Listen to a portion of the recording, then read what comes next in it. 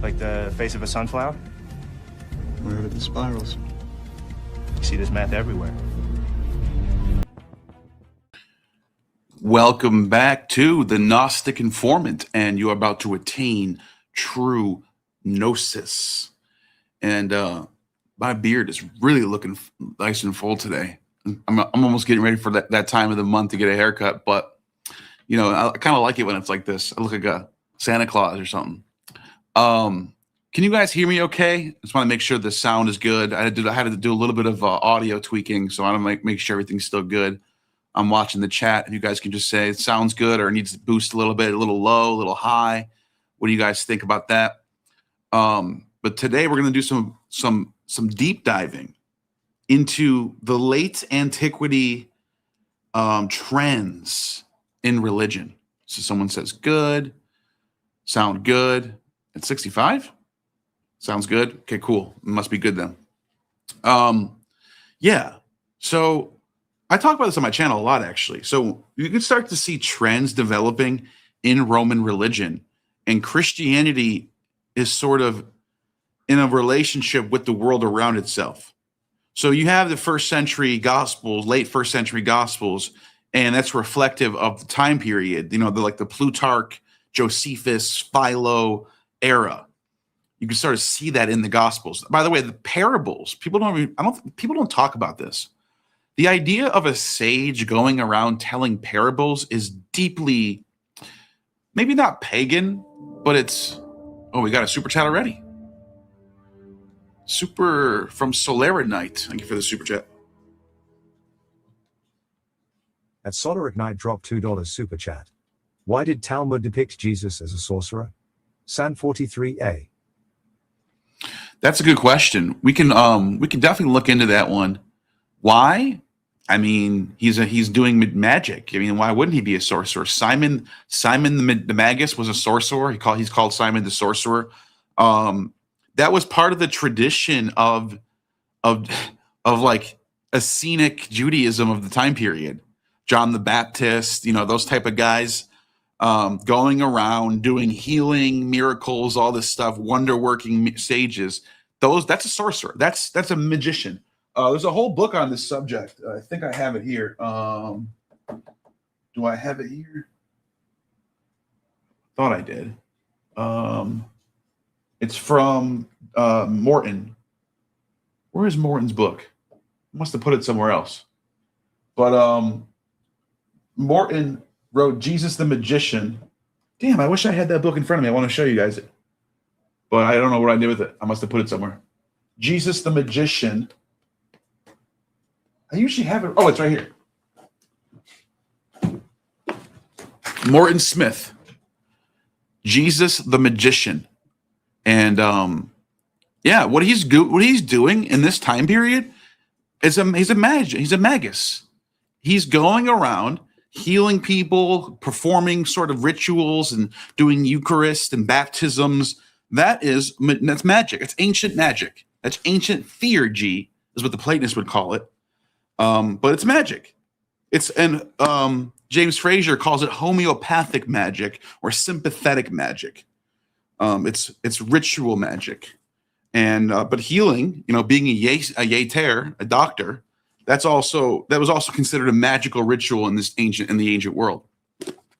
So, anyways, thank you for that super chat. Now, what I wanted to get into was the late antiquity, and I was talking about the Gospels, the late first century, the world that the Christianity is within. By the way, I also got my cheerful Dionysus cup tonight, so we're gonna have some fun.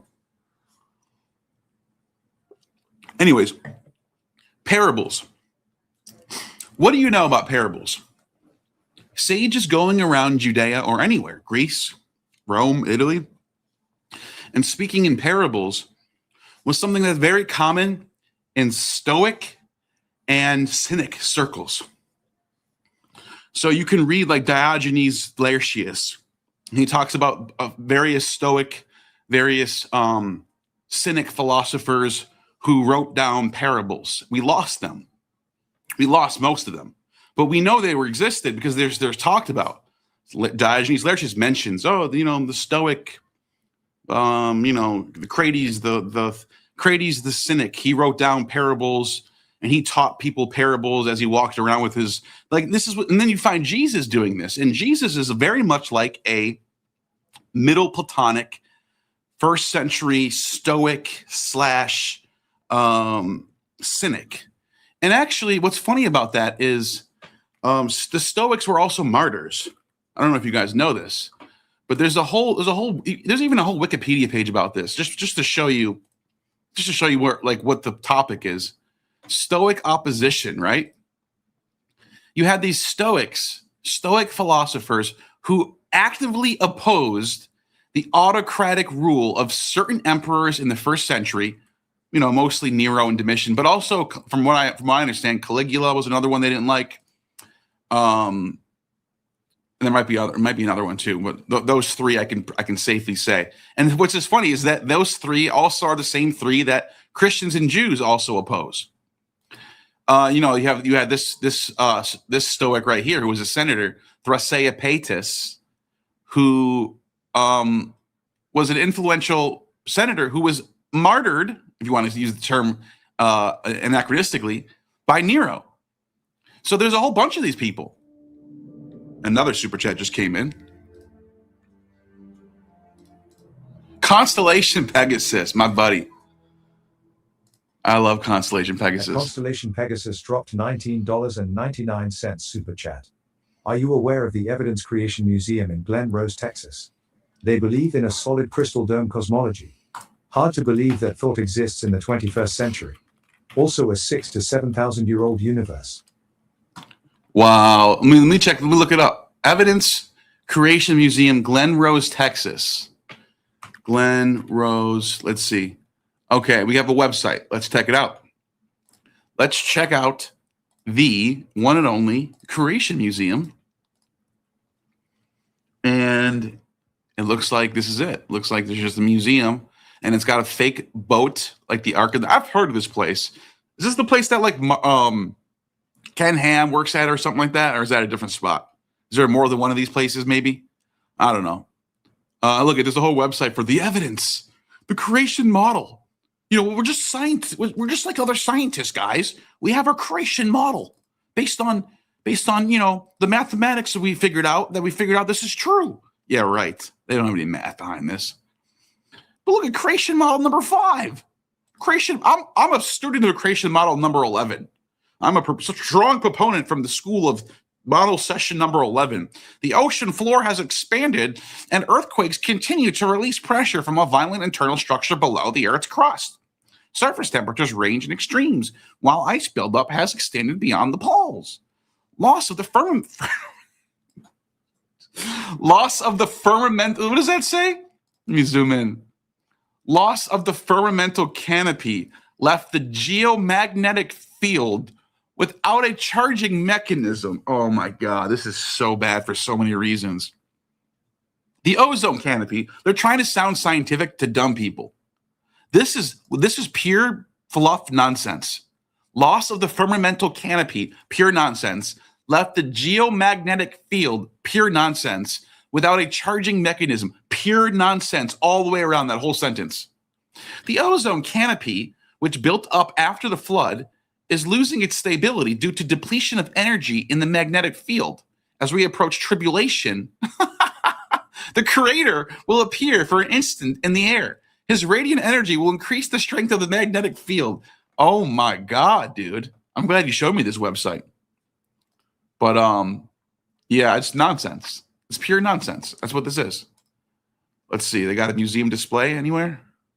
Noah's Ark, Biosphere Project. Pure nonsense.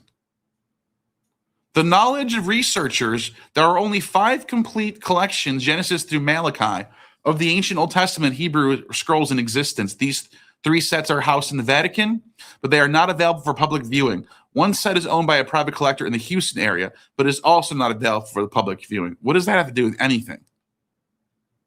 What are they talking about? What are they just randomly said that? The fossilized human finger. Anyways, yeah, that's fascinating stuff. And look, I'm sure it's fun for a lot of people to join that type of thing, but I'm good on that. Yeah. So what I wanted to talk about today, one of my lights already went out, so I'm just going to leave it off. Who cares? I wanted to discuss, actually, let me just tweak something with my camera real quick. If you guys don't mind me just doing something real quick. How do I? Video capture device, filters. Looks a little bit orange, you know? I'm just going to see if I can. Yeah, there you go. Maybe a little less orange. How's that? That's better, right? Anyways, all right. So, yeah, sages going around doing parables, breaking bread, drinking wine, like Dionysus. No, I'm just kidding. No, that is the thing of the Stoics and sages, and the Stoics and cynic sages. And it's interesting. I think whoever wrote the Gospels was a Jewish Stoic or some sort of middle Platonic Jewish person like Philo. Philo was a Stoic too. Philo is the prime example to understand the Gospel, by the way. I talk about this all the time on my channel. This is like nothing new. This is like a broken record, me saying this. But you want to understand the philosophical origins of what the Gospels are, just pick up Philo and start reading any page. You'll go, oh, so this is the origin of the Gospels right here. Thank you, S. Mill, for the super chat. You guys are awesome tonight. At Smill still Thank dropped you for the $5 super chat. Instead of a trip to Egypt, Anatolia, or Anatolia. Greece, you should organize a trip to the Creation Museum. Yes. That's hilarious. No, Anatolia is on my list. So I did Greece, went all over Greece, obviously visited,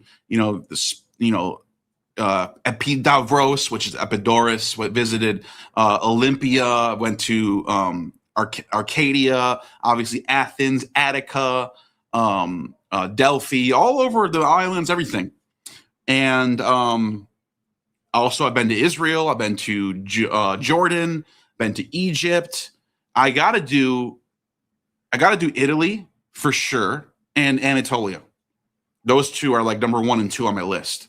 So Constantinople or even like maybe Göbekli Tepe, something like that. But preferably some ancient Greek sites like Pergamon or something like that in Anatolia. So anyways, but yeah, like I was discussing, thank you for the 5, by the way.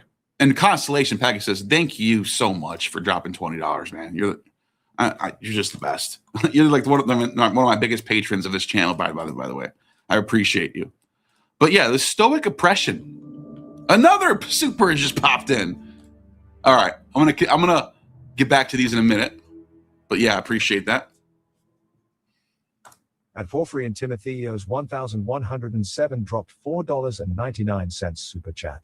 When are you going to grow a proper handlebar mustache, Neil? Why do you trim it so short?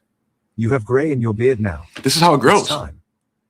It just grows like this. It just kind of that's it. And this part fluffs out. And then it just kind of stays like this. Just kind of, it just gets fluffier. That's the way it is. Appreciate you, though. Appreciate you. And now these Stoics, man. Back to these Stoics. If you look at how they acted and their attitude towards the empire, the things that they cared about bringing slaves up to the equality of the patrician class, that type of thing. They were kind of like leftist, the Stoics. Not to use a term that's anachronistic, but it's an easy way to describe them. These Stoics were like left-wing, educated, college kind of douchey, a little bit people. Like your average, we all know these people. This is what the Stoics were like. They were very high end, like they thought they knew everything, but they also thought of like, oh, you're oppressing these people, leave them alone. Like that's how these Stoics acted. Yeah, I'm just like, this is what they were doing in this time period. They were really big into freeing slaves, and not just freeing slaves, but treating slaves good, I guess. They don't really discuss like freeing slaves that much. They talk about treating them well, though. Because I guess slavery was gigantic super chat, dude. Holy shit. $99.99 super chat. Enjoy your night. You could have threw on some topic that I could have looked into, man, for 99. Thank you, man. Like, I don't even know. You don't have to do this, man. Like, you could just drop a few of the, little ones throughout the show, and that's like 99, man. It's so huge, dude. It makes this entire stream worth doing every day, by the way. So if you're watching and you're like, I don't have money to throw, don't worry, because the people who do throw it are the reason why I can do this all the time. So just like hit it's for the ride. Wondering which would be a nicer pilgrimage, there or Delphi. Now, wonder would be a nicer pilgrimage, there or Delphi. I went to Delphi already, and it was one of the most amazing sights I've ever seen in my entire life. Like, it's in my top 10 moments of my entire life. That's how beautiful Delphi was. That's how I was just like jaw dropped the whole time. I got tons of footage of it, and I'm going to use it.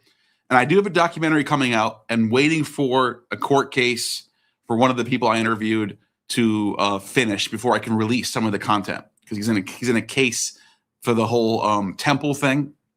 And it's some of the stuff we talked about might affect his case a little bit. So we're holding off. Anyways, the Apollo at Didyma, that's got to be a nice. There's a lot of Apollonian temples. Another one in Delos, beautiful Apollo site in Delos. What else?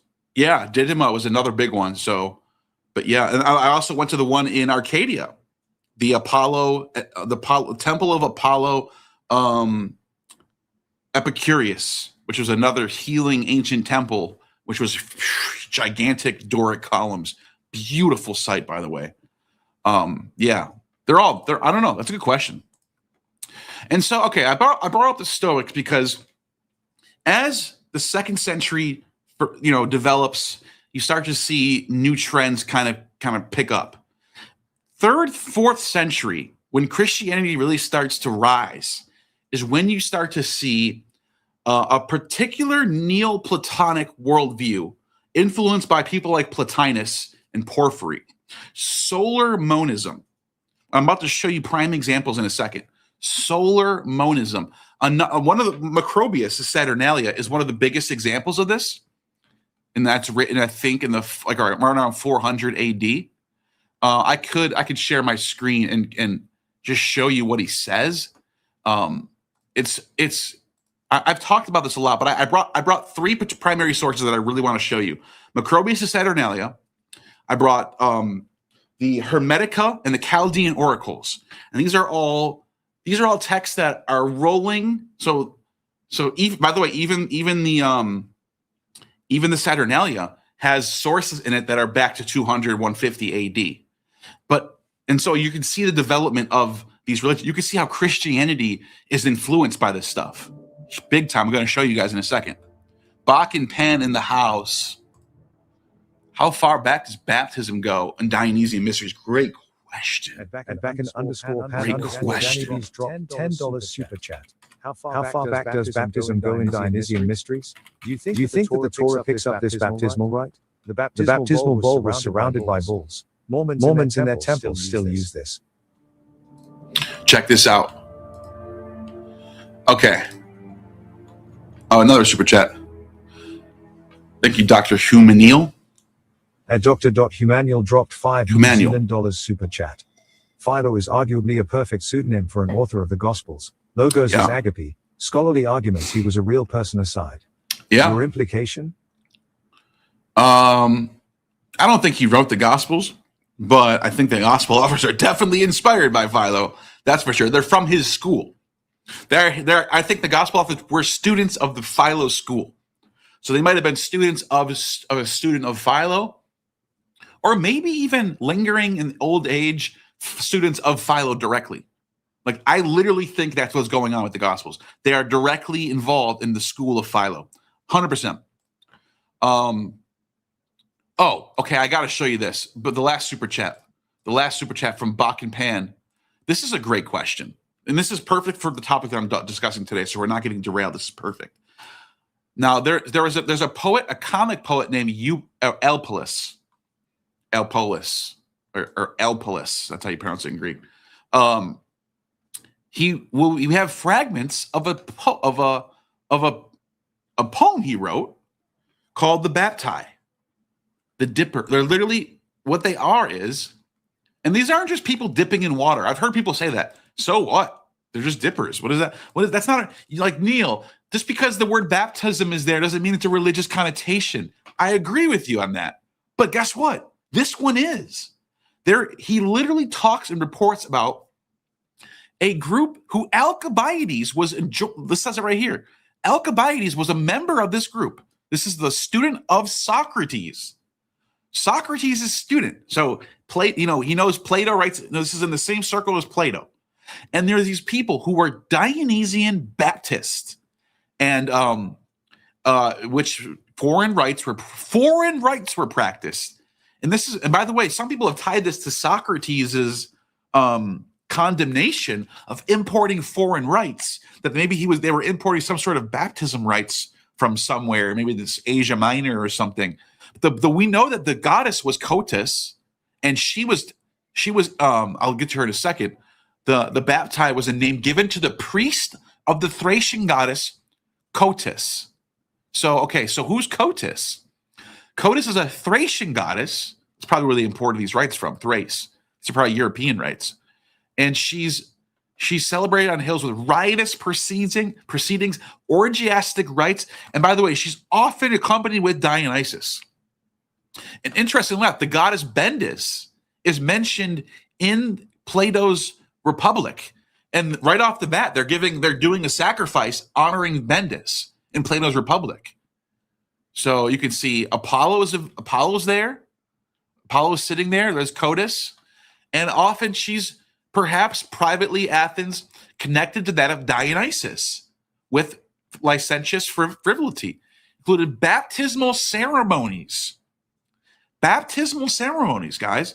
Cotis was often worshipped during nocturnal ceremonies which were associated with rampant insobriety and obscene behavior.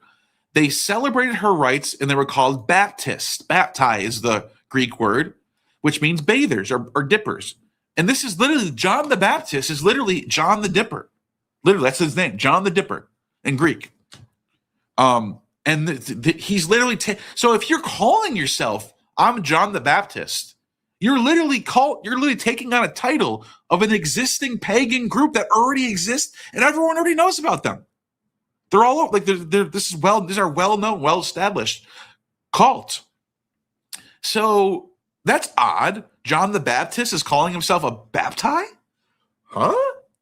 And it's weird because baptism has nothing to do with the Old Testament. Nowhere. There's nothing about baptism in the Old Testament. Judaism doesn't have baptism. Now they do have mikvahs, which is like a purification. They, taking a ritual bath and cleansing yourself, but it's not baptism. Baptism is very specific. It's a ritual purification, not just a mikvah, but like a salvific function going on, a magical function going on. It's very different from mikvah. Let me make that clear. So yeah, the Dionysian mysteries of baptism. And by the way, Elpolis is writing this in 400s BC. 400s BC. So, yeah, man. 400s, early 300s, probably too, somewhere around that time. If he's writing about Alcibiades, he's got to be in the 4th century, but late 5th century, early 4th century BCE. So you can at least go back that far, if not farther. That's as far back as we find it. But that doesn't mean it's the first time that it exists. It could be hundreds of years before that, for all we know. So that's a perfect example of what we're getting into, is this syncretism. Christianity adopts the culture that it's within. That's how it spreads. It's not literally going out. It's trying to get people to convert, but it's not trying to get you to change who you are.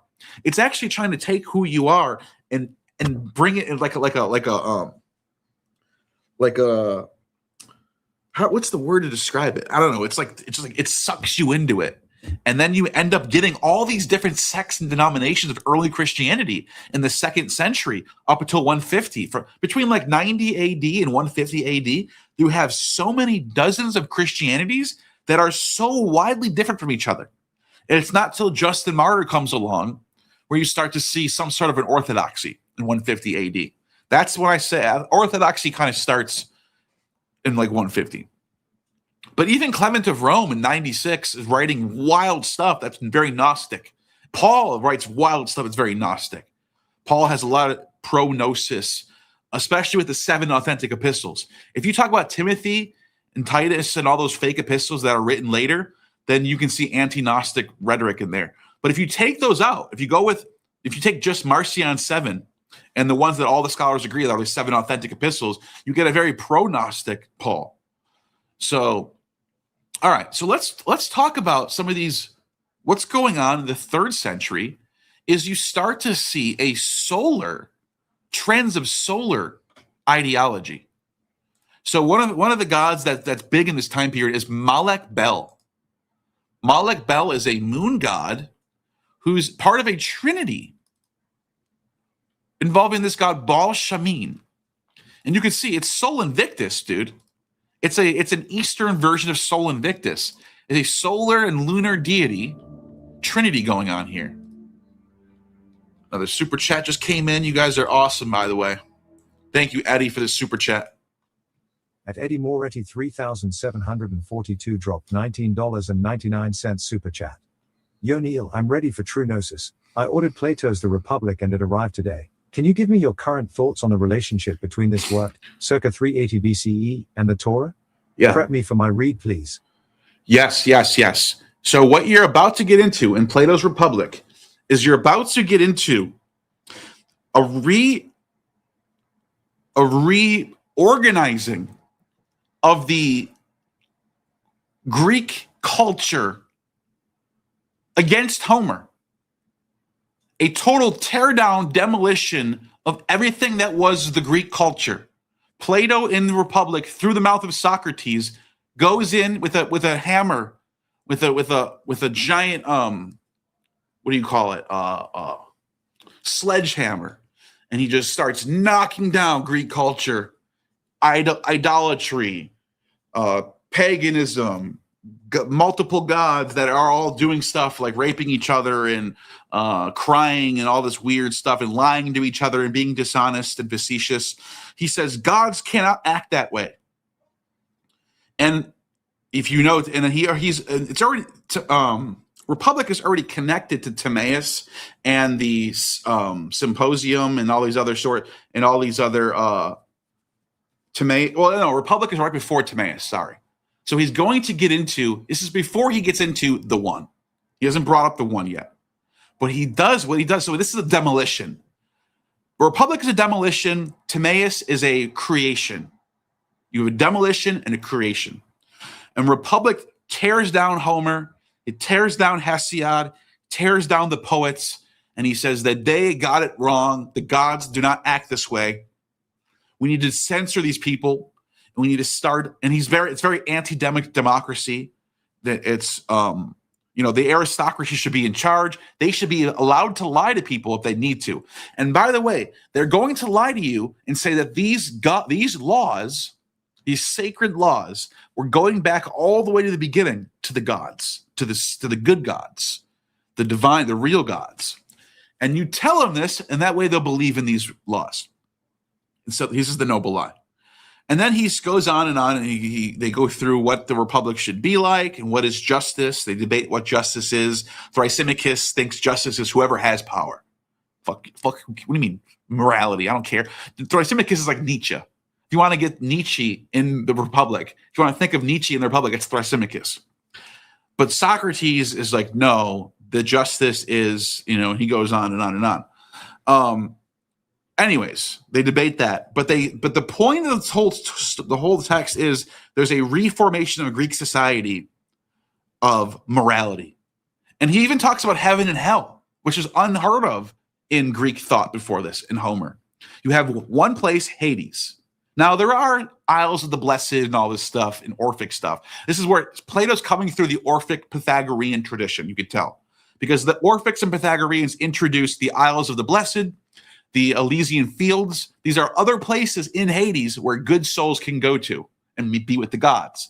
Plato takes this tradition and he takes it and he puts steroids, he injects it with steroids. And he says that the good people of good genetics and good character who live a good life go to a good place after they die. The bad people can continue to get recycled and punished and all this stuff. And hence, Plato introduces the idea of heaven and hell, which is unheard of before this. That's in the Republic.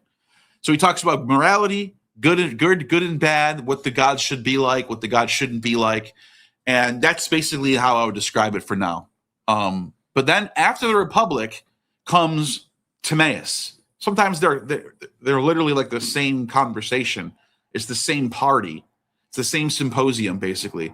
After he lays out Republic, he goes and lays out the new God, the one, the demiurge, the craftsman, and the world soul. And these are the two the two powers in heaven that you get with Christianity and the religions that I'm about to show you right now. So I'm actually glad you brought this up, because I brought today lots of examples where you get these triads. And triads are all over the place even before this time period. But this is when they really start to take off, where gods are part of triads who are father, son, dyads, and some sort of spiritual messenger, right? The one I wanted to show you first is, so I brought a bunch of texts. Macrobius and Saturnalia is one of them. And then I brought the Hermetica, and I brought the Chaldean oracles. In fact, let's start with the Chaldean oracles, and we'll go to Saturnalia next. So here's what happens as a result of Plato. You get Christianity, but not just Christianity. The pagans adapt Plato too. So you start to see the Homeric attitude go away, and you start to see the Chaldean oracles, the Hermetica. You start to see the Mithraic mysteries. You start to see the Orphic mysteries. You start to see the Dionysian religion starts to become more Platonic too. You start to see all this different reforms in religion because of how influential Plato was. So this is from Hermes Trismegistus. Can you guys see my screen good? Okay, good. And it's called the General Discourses, which means the logos. This is the logoi. Discourse is logos. The logos of Hermes. The words of Hermes. And he speaks to his son, Tot, or Thoth, or Tot, right? On being born again. Being born again, and this promise to be silent. You know, Jesus is always telling people, don't tell anyone that I came. Don't tell anyone that you saw me. Just go and be good and go to, pray to, that type of stuff. Praise God. And he says, my father, you spoke indistinctly in riddles or parables when talking about divinity in the general logoi, claiming that no one can be saved before being born again. You offered no revelation. But this is the language here. By the way, these texts are, they flow, so it's hard to date this text. The Hermetica, it has layers that go, it's like Judaism. It has layers that go back very far, but the final form that we have it, I would say contemporary with the Gospels, late 1st century to 3rd century AD. So it's somewhere in between there. 2nd century, 150, 200 AD. And there's a whole bunch of different fragments that we get. I'm going to show you guys. So he says to him, my child, the womb is the wisdom of understanding and silence, and the seed is the true good.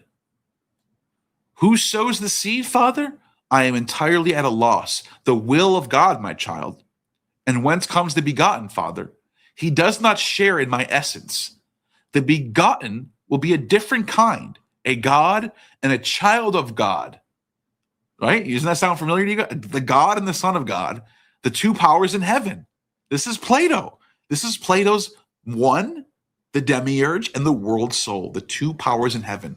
The God the Father and the Logos from John 1. This is what you're seeing here. Plato revolutionizes all religion. This is paganism right here.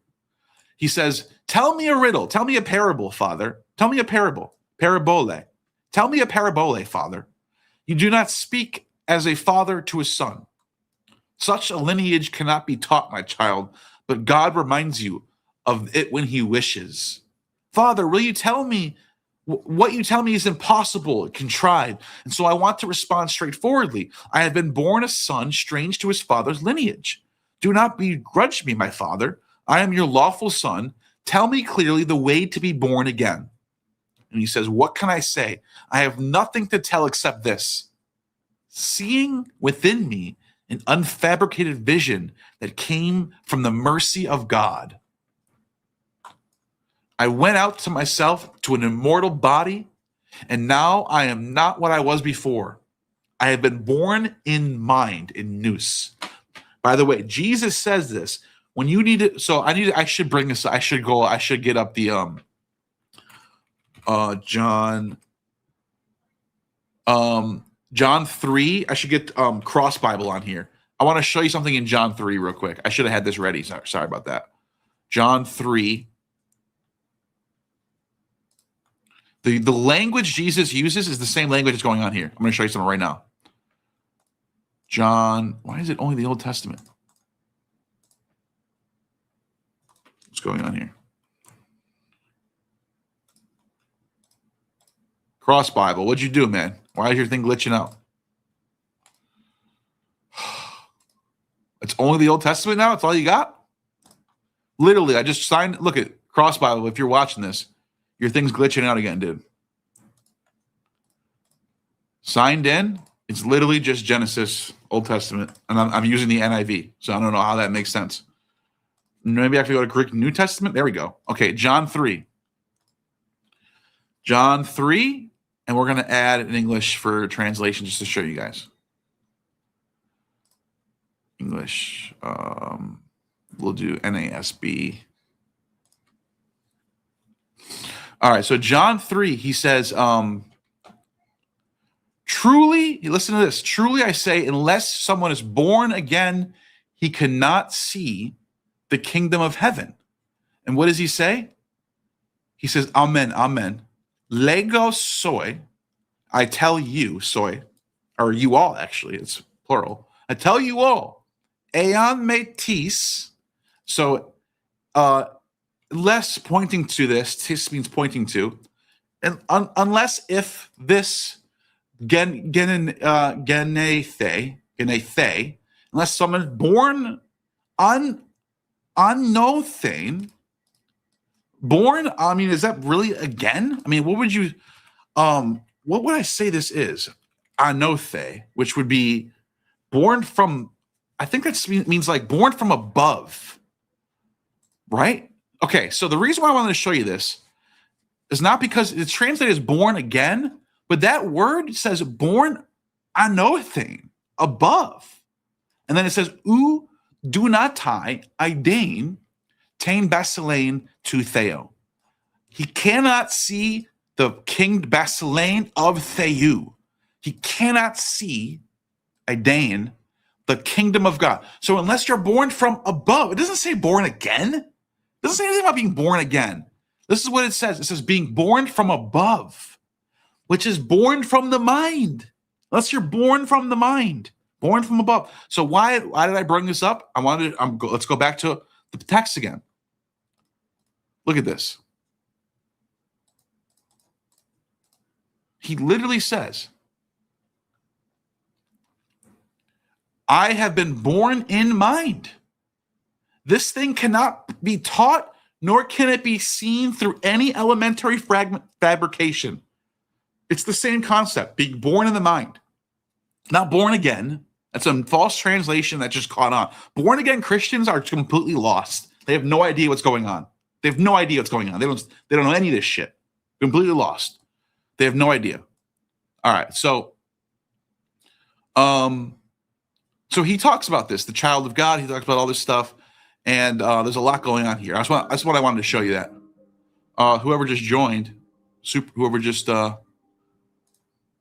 new subscriber, thank you. So okay, so back to my text. Oh, we got a super chat.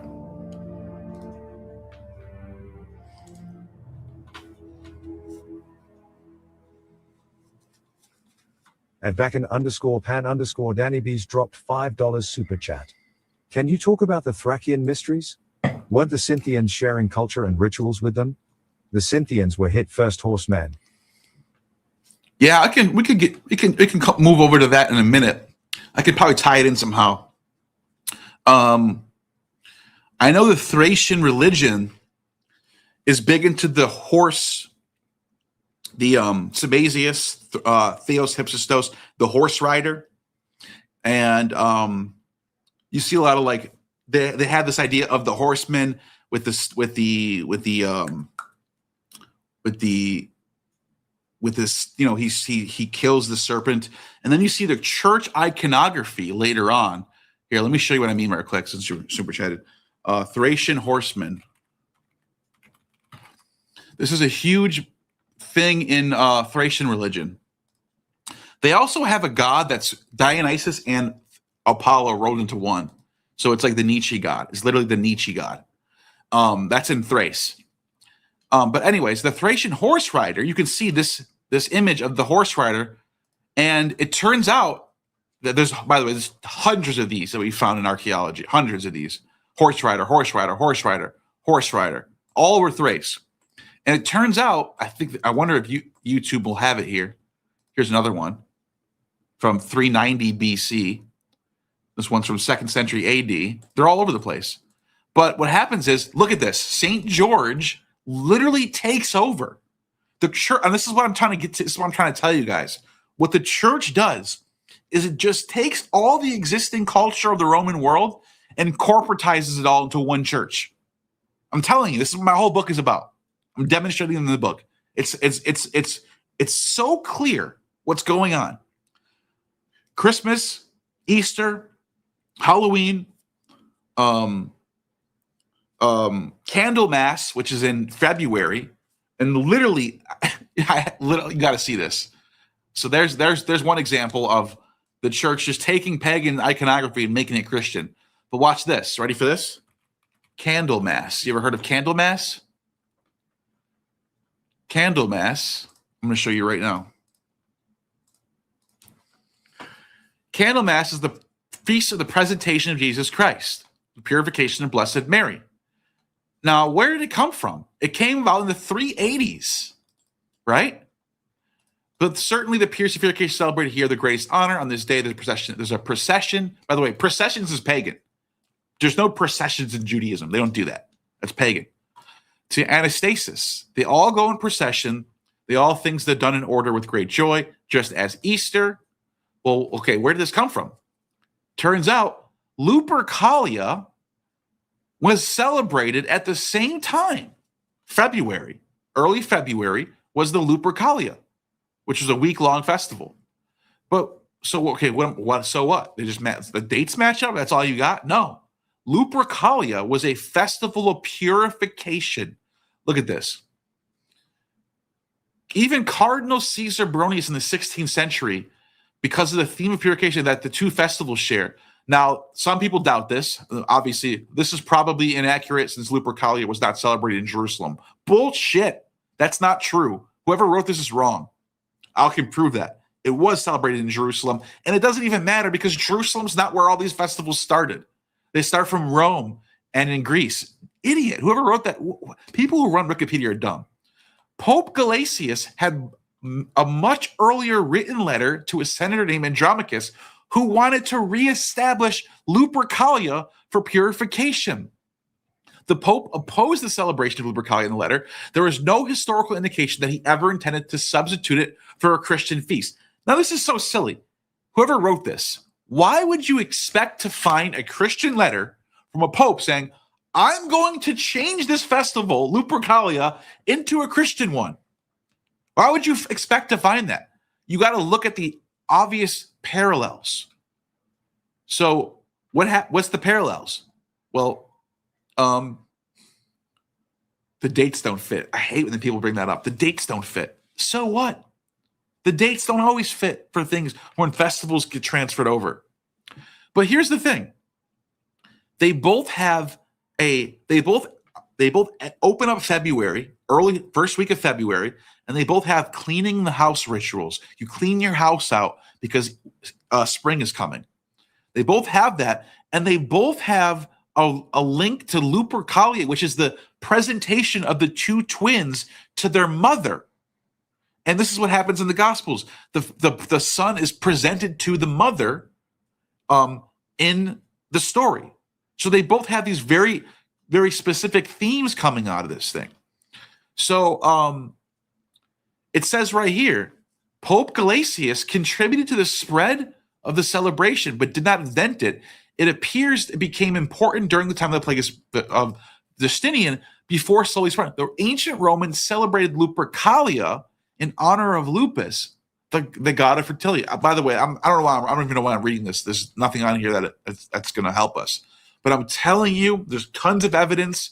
There's Christians themselves even admitting that Lupercalia was transferred over to this festival. So I'm just trying to tell you that. I'll get into that in my book. I got tons of data on that. I promised I'll show you guys that. Anyways, thank you for that super chat. And I want to go back to these texts real quick. I really want to get in. I really want to show you the Chaldean oracles.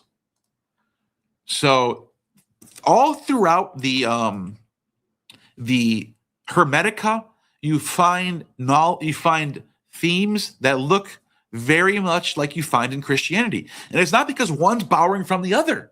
It's not because Christians are borrowing from the Hermetica or the Hermetica is borrowing from Christians. They're both adopting the middle or even Neoplatonic framework to apply to their theology. Triads, the monad, the Son of God, the Father, all this stuff. You find this in the Hermetica. Like, look at this.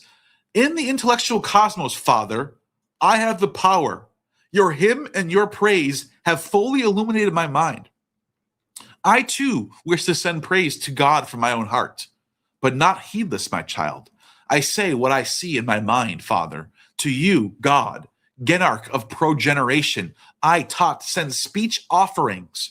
God, you, Father, you, Lord, you, mind, nous. That's the Father. It's called the nous, guys. You guys see how much it lines up? Except from me, speech which you want, for everything is accomplished by your willing it. The Son is subordinate to the Father. How more clear do you just have to get to you guys? I thank you, Father, approving the prayers that I have made. My child, send an acceptable sacrifice to God, the Father of all. Through the Word, through the Logos. Literally, that's what it says. I mean, seriously, you have to sit there and wonder how people don't know what's going on with these traditions, whether it's the Hermetica, whether it's Christianity, which is Judaism, or the Chaldean oracles, which is paganism. I'm about to show you that too. So you can see there's tons of this language of the two powers in heaven that you find in Plato.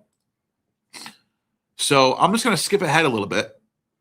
Oh yeah, this is one of the hymns that comes at the end of the Poimandres fragment. So Poimandres was deeply happy because I was filled with what I had wished. For the sleep of my body became sobriety of soul. The closing of my eyes became true vision. My silence became pregnant with good. And the birthing of the word, the Logos, became a progeny of goods. This happened to me because I was receptive of mine, nous, the Father. Poimandres, that is, the Logos of sovereignty, the word of sovereignty. I have arrived, inspired with divine breath, the pneuma of truth. This is like same language that Christianity uses. Therefore, I give praise to God the Father. What? I give praise to God the Father. This is paganism, guys. From my soul and with all my might. Holy is God, the Father of all. Holy is God, whose counsel is done by his own powers. Holy is God, who wishes to be known and is known by his own people. Holy are you, who by the word have constituted all things that are. By the Logos, by the word, have constituted all things that are. People think they must have borrowed this from Christianity. No, they did not. They got this through the Platonic philosophical worldview that everyone was adopting. It was ubiquitous. Everyone was inspired by the Platonists, Pythagoreans, Orphics. Those three schools. Holy are the Stoics. Holy are you, from all nature was born as image. Holy are you, whom nature has not made like a figure. Holy are you, who are stronger than every power. Holy are you, who surpass every excellence. Holy are you, mightier than praises. Look at this. Thus I believe and I bear witness. I advance to life and light. Blessed are you, Father.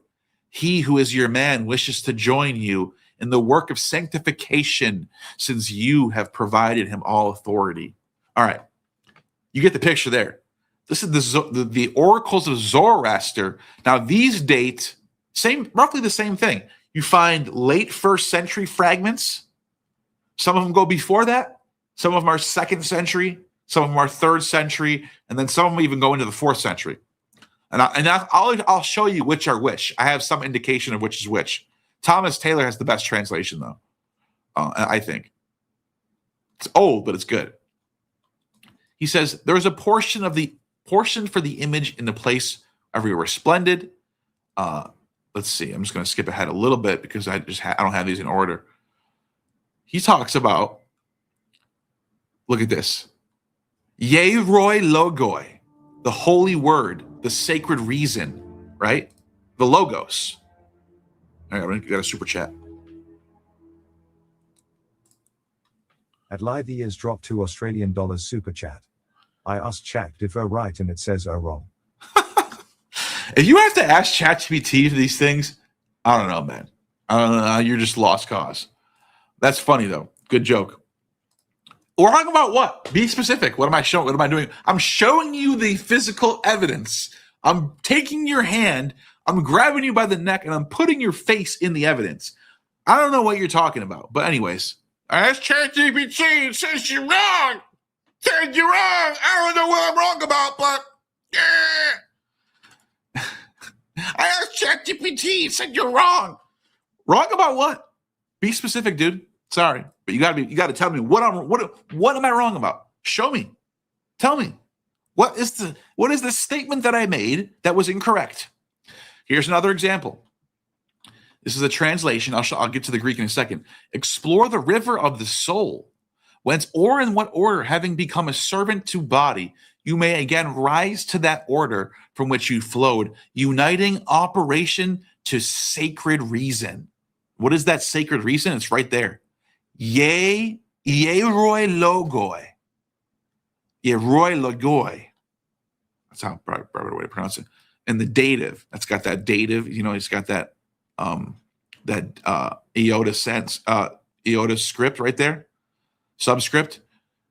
Ye roi logoi. That's the holy word. That's the holy word, the holy logos, right there. It's right there. And it's okay. Verge on not downwards, a precipice lies under the earth, which draws thought through a descent of 7 steps, and under which lies the throne of dire necessity. Okay, let me keep going. Let's see. The left hand inner parts of Hecate is the fountains of virtue. So you have Arates is one of the big doctrines of Platonism, obviously. You can see how much Platonism is inspiring this through stuff like that. Oh, look at this. And does not admit its virginal nature. Parthenion. What the hell? Virginal nature. That's because Hecate is a virgin. And it says, here we go. Here, I'm gonna keep going. I'm going to trying to show you the good stuff. So it says, seek paradise. That's a very, the piety, this stress on piety, Platonism, right? Piety, paradise. Don't seek glory in the world, seek paradise in heaven. You can see the changing of thought in the Greek mind happening through these Platonic documents. Homer would said, seek glory on earth, become famous, go out and conquer, go out and win a war, do something on earth. Whereas these people are saying, forget about earth, seek paradise, seek the next world, be pious. The work of piety, fire. This is all Platonism, guys. Here we go. Here's another one. The paternal intellect decimated symbols and souls. Here we go. The soul being a splendid fire through the power of the Father. The despotes esti, zoes, kai eske, cosmu. Right? Remains immortal. is the mistress of life and possesses many perfections of the bosoms of the world. Interesting. The Father, pater u phobon, the Father did not hurl forth fear, but infused persuasion. The Father, see the emphasis on the God's called the Father, that's not from Christianity. That's from Platonism. Plato is the one who calls God the Father. It's in Timaeus. The Father, calling God the Father is Plato's idea. That's not, the Father has hastily withdrawn himself, but has not shut up his proper fire in his intellectual power. There's a certain intelligible which it becomes you to understand the flower of intellect. The expelling powers of the soul which cause her to respire are of unrestrained nature.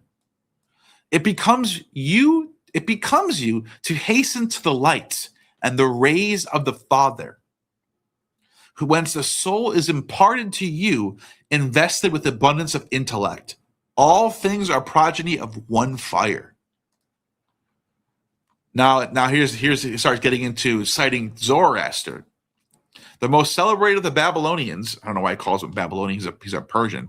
Together with Osthenes and Zoroaster, very properly called the starry spheres herds, whether because these alone among corporal magnitudes are perfectly carried about a center. Anyways, that's not what I'm looking for. Plato, he who knows himself knows all things in himself, as Zoroaster first asserted, and afterwards Plato in the first Alcibiades. See how they have the succession of Zoroaster to Plato? Isn't that interesting? Let's keep going. He says, Father and intellect, but intellect is from him, the Father. The Son is from the Father. See this? The Pythagoreans intend to signify a monad. Look at this. Hoion, hoi Pythagoreoi, dia monadas kai duados kai triados. O Platon, dia tu peratos. What did I just say? The Pythagoreans intended to signify a monad, dyad, triad, or Plato, bound infinite. Monad, dyad, triad. You see it now? You see where this all comes from? You see where your whole tradition comes from? Let's keep going. In every world, a triad shines forth. By the way, I don't know if you guys know this. The word for Trinity in Greek is trios right here. It's the same word. So I'm not, you can go, they're talking about the triad. Ours is the Trinity. It's the same word, guys. It's literally the word trios right here. So you can literally translate this as Trinity if you want. It's the same thing. So I'm going to do it right now. In every world, a Trinity shines forth, of which a monad is the principle. Huh? What? Isn't that Christianity? No, it's Platonism. The triad measures and bounds all things. The Trinity measures and bounds all things. It's the same word. Those natures are both intellectual and intelligible, which possessing themselves intellection are the objects of intelligence to others. Now, this is a very interesting. You're not going to understand this unless you further dig into this. Concerning the ingis or ingis, or the summit of the intelligible, and at the same time intellectual orders of the gods. Now, what is this? That's an epithet of Dionysus. In the Orphic hymn Dionysus, he's called the Iunges. Iunges. That's his name. So it's literally talking about the Trinity of Dionysus and Zeus, the Father. Well, I'm going to show you in a second. And there's a Trinity of the Father and the Son. Watch this.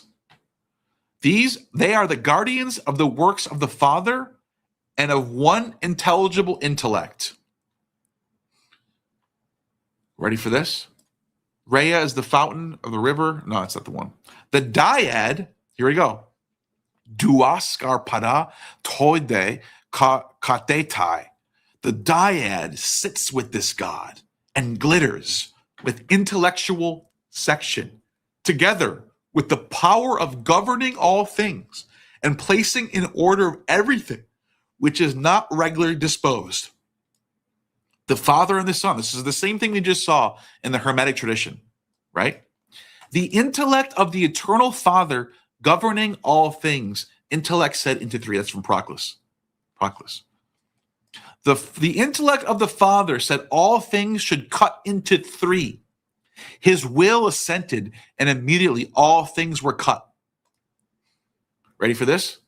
The paternal, self-begotten intellect, understanding his works, disseminated in all things the bond of love, heavy with fire, that all things might remain loving for an infinite time, that the connected series of things might intellectually remain in the light of the Father, and the elements of the world might continue running in love. Interesting. Let's see what the words they use. Hos and eroti, they use the word eros. Hos and eroti mene kosmou stoike. Theonte is the word for stoic. See, stoic? Stoike. There you go. There's your Stoic influence right there.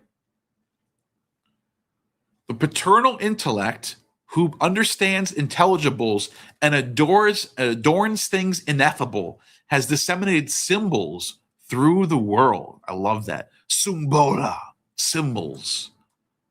Through intellect, he contains intelligibles, but he introduces sense to the worlds.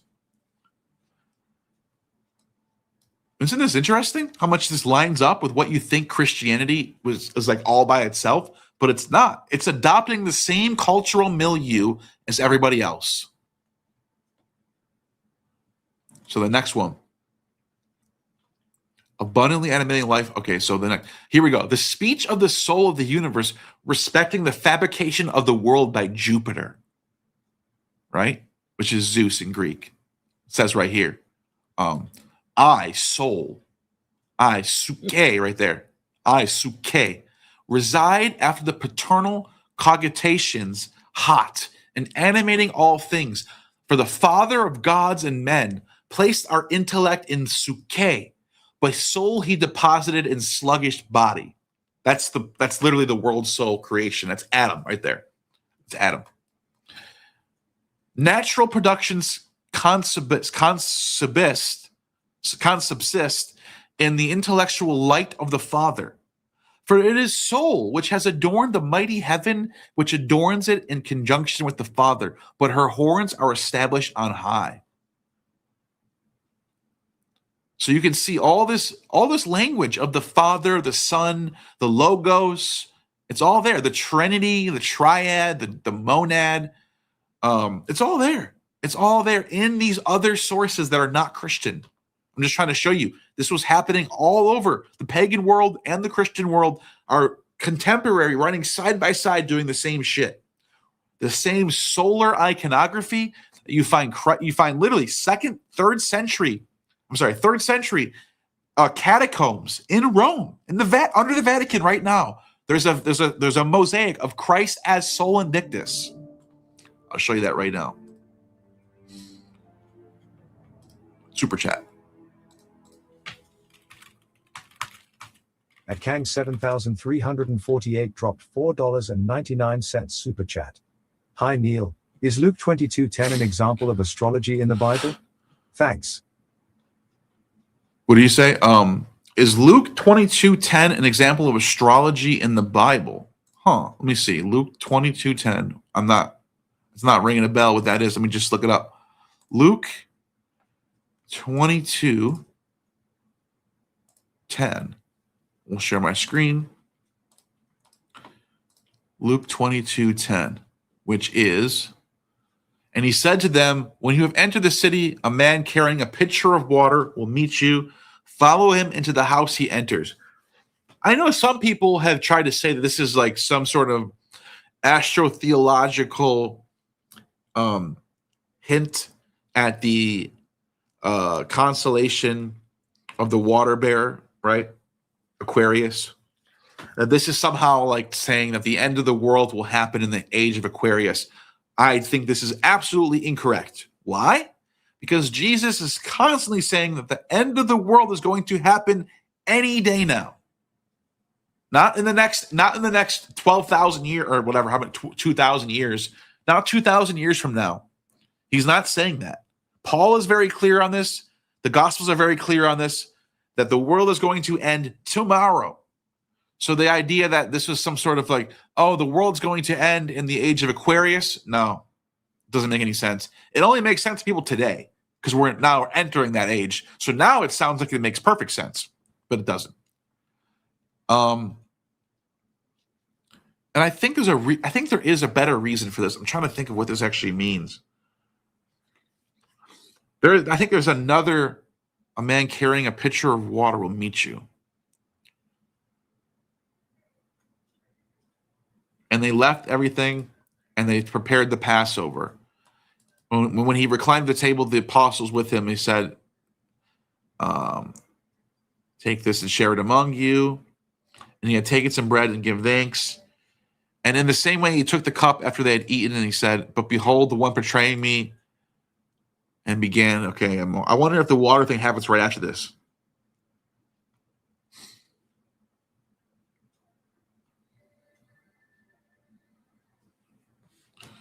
And he withdrew from the stone's house and he began to pray.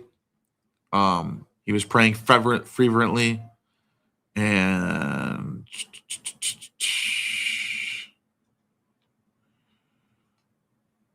I think it happens like right away. They find someone who's that gets fulfilled in the Gospels, I think.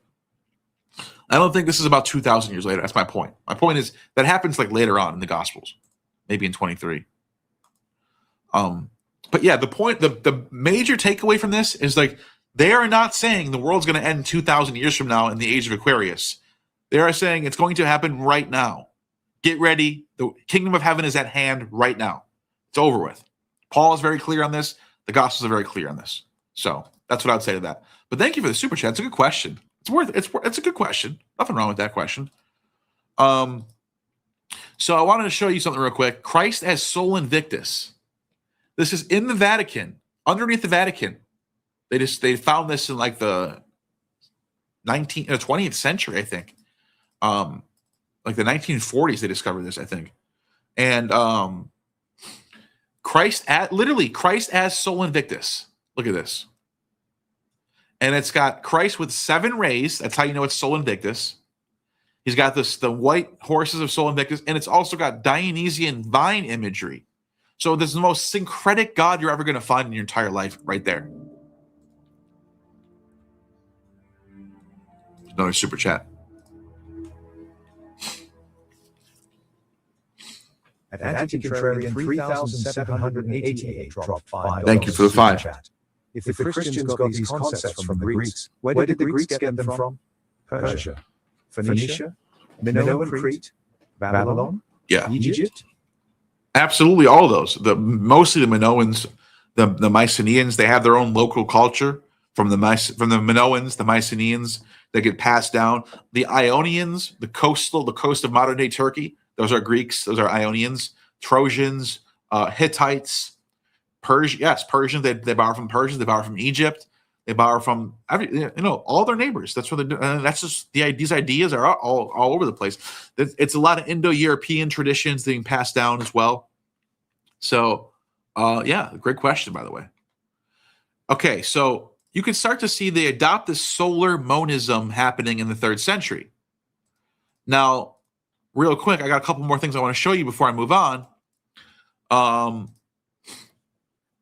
Look at this one right here. This is from the same text, from the oracles.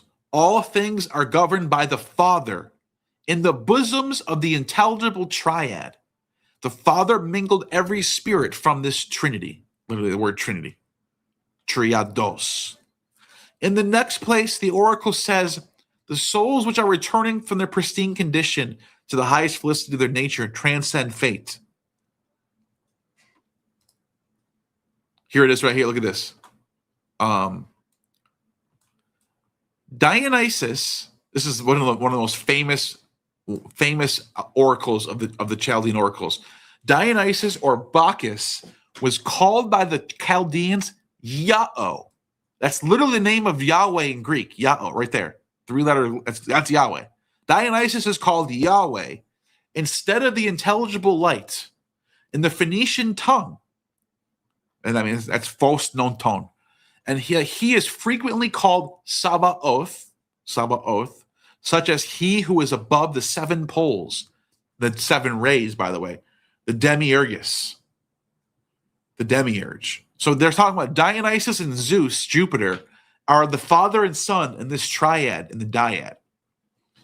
The number 9 is receiving its completion, the Aeneid, the Anados, in its completion from 3 triads and the preserving of the summits of theology, according to the Chaldaic philosophy, as Porphyry informs us. You find this Aeneid in Pseudo-Dionysius, one of the church fathers, one of the famous church fathers of Orthodox Christianity. Talks about the Aeneid of angels, the 9 cores of angels, he calls it. Let me see if I can pull that up. 9 cores of angels, Dionysius. Is there a page for that? Let me see. He calls it Pseudo-Dionysius the Areopagite in his De Coelesti Hierarcha, the celestial hierarchy, organized 9 cores of angels into 3 hierarchies based on their proximity to God. Think about what we just heard. What did we just hear? That there's 3 triads that make up a trinity, and make up an Aeneid. 3 triads make up an Aeneid. Pseudo-Dionysius literally just rewrites this into a Christian context. The first triad are called the seraphim, the second triad are the cherubim, and the third are the thrones. Now, what's interesting about this is you find this in paganism, but it's the 9 muses instead of the 9 angels. It's Apollo who leads the 9 muses. So you have 3 triads of muses there.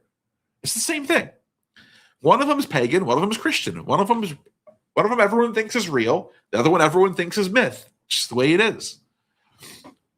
So I want to play a specific part of my video real quick while I take a leak, and I'll come right back because I want to talk about the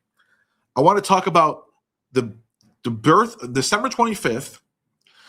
I want to talk about virgin births, December 25th, Christmas, and what's it called?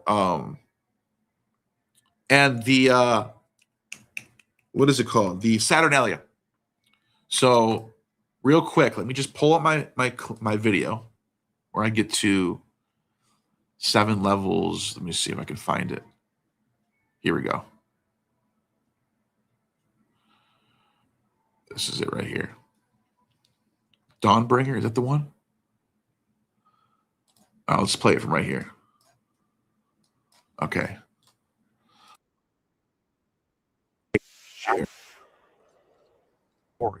The torchbearers, often depicted in the Mithraic scenes. Sometimes they hold a bull's head or a scorpion, representing the seasonal transitions of hot and cold.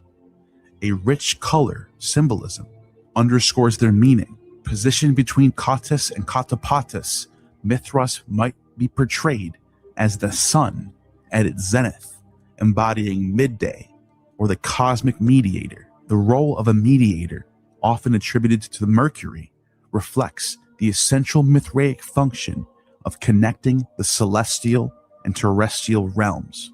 Above the bull-slaying sacrifice, amid the zodiacal ribbon and the planetary-themed altars, depictions often feature a winged god entwined by a coiled snake, symbolizing time or cosmic eternity. Ion, a significant inscription found from the Mithraeum of Santa Prisca, encapsulates the salvific theme. And you have saved us by shedding the eternal blood. Here, the phrase eternal blood remains a subject is worth deep consideration. If taken literally, this eternal essence alludes to the divine life force nourishing the cosmos, akin to the Stoic pneuma that animates all living things. The sun's rays striking the bull slayer may symbolize the dynamic force, solar fire, in a Heraclitean sense, representing the vital heat animating life. The moon's influence brings moisture, essential for life's renewal, creating a celestial interplay that mirrors the cosmic balance of fire and water. This imagery, beautifully paralleled in the two busts of the sun and moon, representing a cosmic duality and illustrating the broader Mithraic theology of divine and celestial salvation. Mithraism was inherently optimistic and dynamic, focusing on preserving humanity from evil and death. Followers placed trust in the gods who they believed ensured cosmic order, much like pronoia of the Stoics. As the Neoplatonist Proclus explains, the Mithraic mysteries equated Themis, divine justice, with necessity, tied to astral destiny. It becomes evident why Mithras' wind-filled cloak is often painted blue, resembling the sky and the star-studded firmament, often showing the 7 stars from the Pleiades constellation. The ceiling at San Clemente is pierced by 11 holes, including 7 circular ones, symbolizing the planets. The Mithraeum in Ostia showcases a central corridor adorned with 7 interlocking planetary mosaic curves, engraved on the rims as reflected in a line from the Mithraeum of Santa Prisca. Here too, the ram runs at the head, strictly in order. The imagery further connects the 7 planetary spheres to the 7 stages of initiation in Mithraic rites and the 7 heavens in the cosmology of the time period. These stages were seen as under the planet's cosmic protection. The Mithraeum in Ostia aligns its planetary mosaics to the sun's dawn position on March 21st of 172 CE, marking the sun. Where did I start you off on this? Did you guys see the part where he's saved by his blood or whatever? This part right here? You have saved, and you who have saved us by shedding the eternal blood. This is literally in Rome, in Latin, talking about Mithras, the salvation stuff. Did you guys see this part or no? Did I go back that far or no? I'm wondering if you guys saw that part. I'll just play it right now. Blood theme found from the Mithraeum of Eternity, Ion, a significant inscription found from the Mithraeum of Santa Prisca. Okay, cool. Yeah. And so this was a big theme: salvation, a God who goes through these passions, who saves everybody, and you kind of get, if you believe in him, you'll go with him to his paradise. This is a very Platonic idea that you start to see. There's another super chat. Onyx Rock N4G dropped $5 super chat. Would you ever consider a video on the metaphysics of Dante's Purgatorio and Paradiso? Yeah, would I? What a great video that would make. I would have to really do some deep like. It's so Dante is a freaking genius, dude. And I know he was like me. I know he was a crypto pagan who just knew that the world wasn't ready yet. It was too early for a 13th century person to become a pagan or become an outspoken critic of Christianity. But he invokes the muses in his works. So he's literally giving off all the signs to all the readers listening. I know you're going to hear a bunch of Christian bullshit, but I'm telling you, this is through the muse. Read between the lines here. I got you. And he invokes all the same. He's a real poet, a real bard, a real pagan bard. I would love to talk about Dante and some of the cryptic stuff he's got going on. What he's actually saying. It's so good. It's been a while since I've read through Dante, but I think I'm due to go back to Dante and start reading Dante again. Petrarch's another one who I really like. Obviously Platon. I love Platon. So But yeah, great super chat. I will definitely keep that on the back burner as something to do. Is go into Dante, because Dante is one of the greatest of all time. One of the greatest of all time for sure. Dante. All right, so we talked about the Chaldean oracles. The next thing I want to get into is Macrobius' Saturnalia, because as I showed you, Christ becomes Sol Invictus. He takes on the solar attributes. And then this is when you start to get Christ born at December 25th. That's a 3rd century invention. This was already present in pagan circles of the God of the divine child being born at December 25th. I'll show you right now, actually. It's from, you find this in Plutarch. So Plutarch on Isis and Osiris. You guys already know this, but just in case anyone's watching who hasn't saw this yet, you got to make sure everyone, just in case, you always got someone who doesn't know this yet. But this is a 1st century text, or maybe early 2nd century, but it's way before Christmas. And you can just type in winter solstice, and there it is. And it says right here,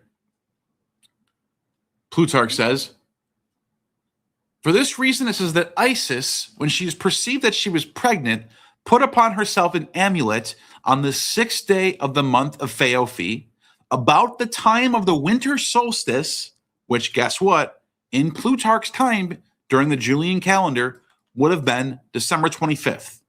She gave birth to Harpocrates, imperfect and premature, amid the early flowers and shoots.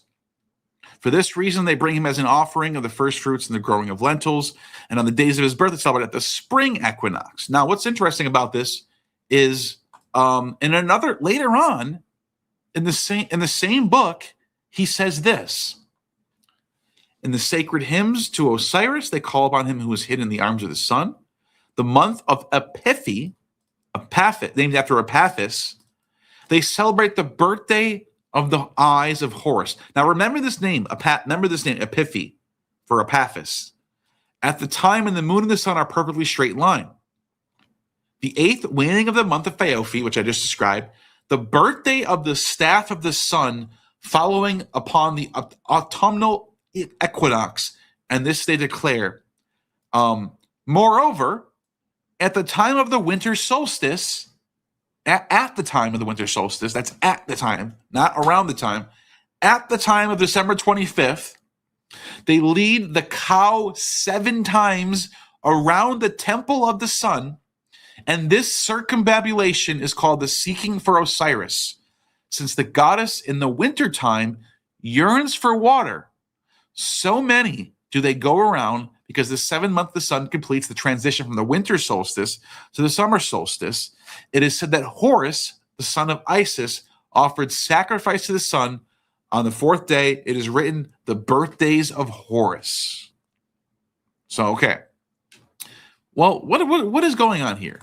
Well, if we go to Herodotus, believe it or not, there's a long-standing Greek tradition of a virgin birth, of Isis giving birth, Isis the Virgin giving birth to the divine child. It's not always Horus. A lot of times it's Epaphus. So if I can just go to Herodotus, watch this. Epaphus.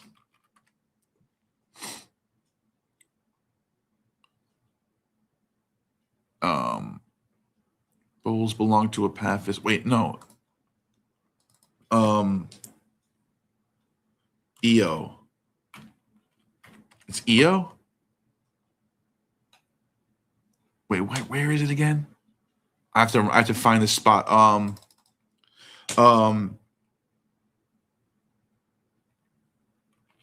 Zeus begotten. I think it's Zeus begotten, maybe? No.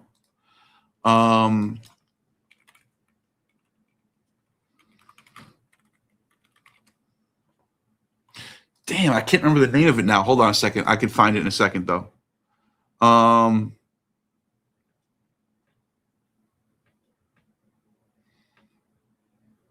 Herodotus. It's Apis. Apis. I got to look up Apis. Apis.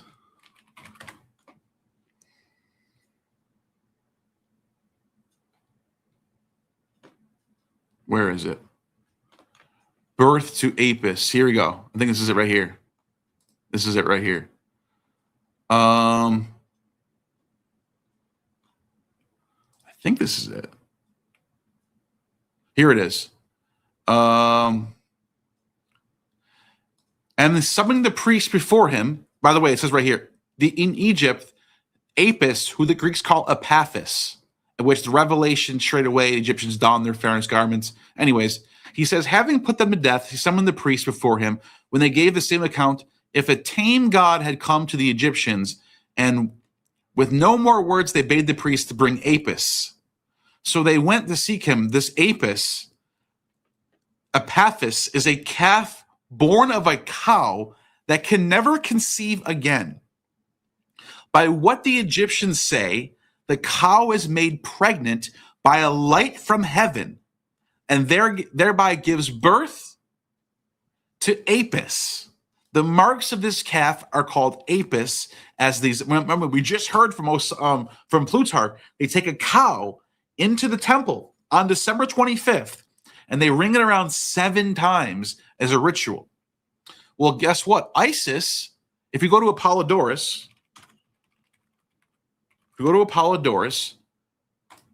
Isis is Io.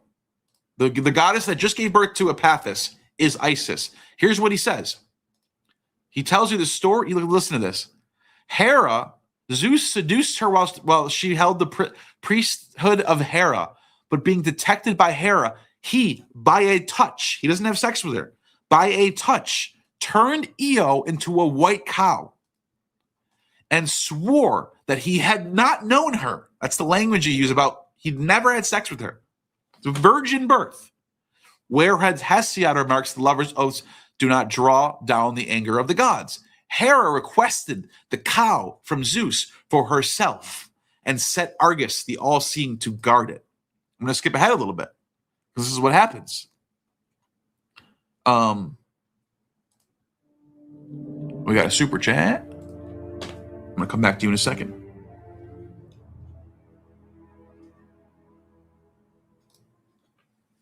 At Kang 7348 dropped $4.99 super chat. Feel free to answer this after your lecture, but what's your current stance of dating of the Torah? You still thinking 3rd, 4th century BCE? Thanks. Yes, absolutely. There's no evidence for the Torah anywhere before the 4th century BCE. No one cites the Torah. No one mentions the Torah. No one talks about the Torah. No enforcement of the Torah until even later. Not only that, we have Judean text. Hello, scholars, are you listening to what I'm saying? We have Judean text from 5th century, 6th century BC. They don't say anything about Moses. They don't say anything about Torah. They don't say anything about Abraham. It doesn't exist. It's all made up later. There's no such thing as a Torah or a Moses or Abraham or Joseph or the 12 tribes or Adam and Eve until the late Persian, early Hellenistic period. Thank you for the super chat. All right.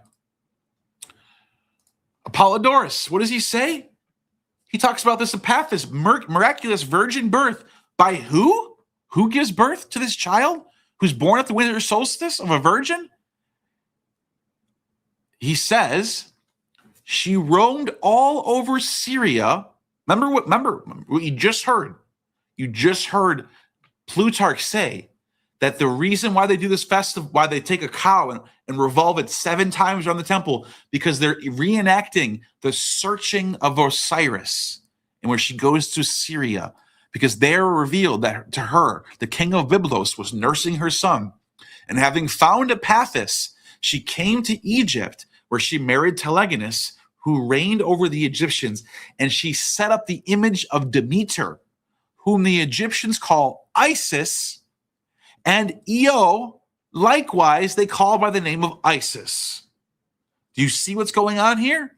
Isis is the virgin who gives birth to the divine child Horus or Epaphus at the winter solstice on December 25th. Now check this out. That's Isis is called Io.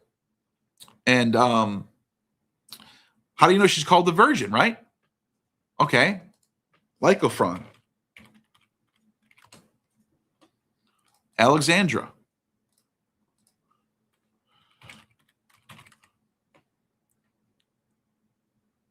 Watch this.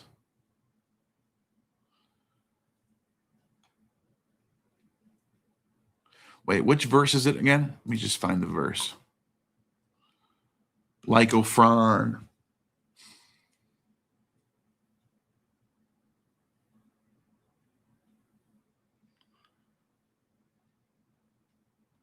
Lycophron. Which one is it again?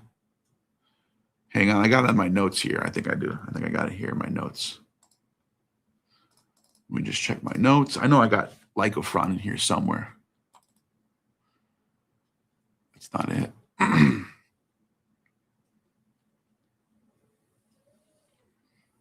Where did I put Lycophron? My notes. Huh. Lycophron, where'd you go? Lycophron, where'd you go? That's not it.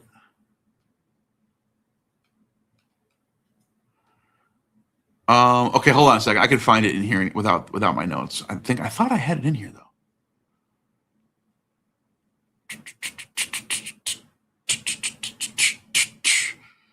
I'm trying to show you. She has the epithet of the Virgin Mother. It's in here. Okay, let me just do this. Let me see. Maybe I can do the word virgin. I don't think they translate it as virgin for some reason. No, I didn't think so. But she's called the maid. The word is translated as maiden, but it's literally using the word parthenos, which is the word for virgin in the Gospels. So you can see like maiden, like right here, kore is for maiden, but that's usually kore is usually the word for maiden, usually. But in this other passage, they're talking about Io. Let me see if I can find Io. Is this it right here? Io, plain of Io, where I've slain the dragon. And let me see, is this the same place? Bull maiden? Maybe it's bull maiden. Oh yeah, there it is. Bull maiden. Okay. So, all right. So check this out. Check out this language right here. Grim dwelling, the maiden Sibylla, roofed with whatever. And that's not the part. My curse, the sailor hounds, the merchant wolves, Lerne, the ox-eyed girl, the bull maiden, to bring to the Lord of Memphis, talking about Osiris, a fatal bride. The Memphis bull, by the way, that's where the Apis bull, Memphis, is located. So you see the bull, and it literally calls her right here. Where's the word I'm looking for? Here it is. It's right here. Toro Parthenon, bull virgin, the cow virgin. It's just using the word toros for cow for whatever reason. But a virgin is a woman. Taurus is a cow, so it's literally calling her the cow virgin right here. She's the virgin cow that gives birth to the divine child, and she's also in Aeschylus.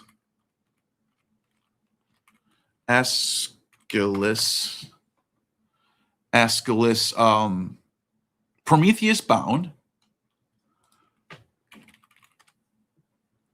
Here it is right here. Look at this. Calls her a virgin again. It says, look at this. So Prometheus is talking to Io about her giving birth to the divine child, Horus or Epaphus, as a virgin.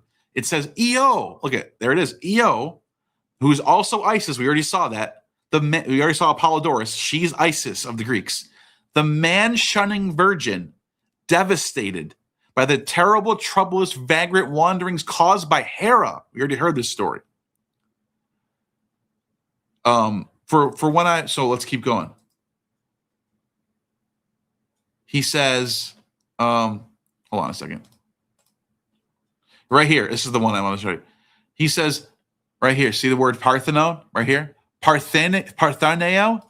He says, most greatly blessed virgin, why do you remain a virgin so long when you could have the greatest of unions? Zeus has been struck by a dart of desire coming from you and wishes to partake of Cyprus with you. Do not, my child, spurn the bed of Zeus, but go out to the deep meadow of Lerna among the flocks and cowbears of your father, so that Zeus's eye may assuage of its desire. Every night I was miserably plagued by dreams until I brought myself to tell my father about the dreams that kept coming to me nightly.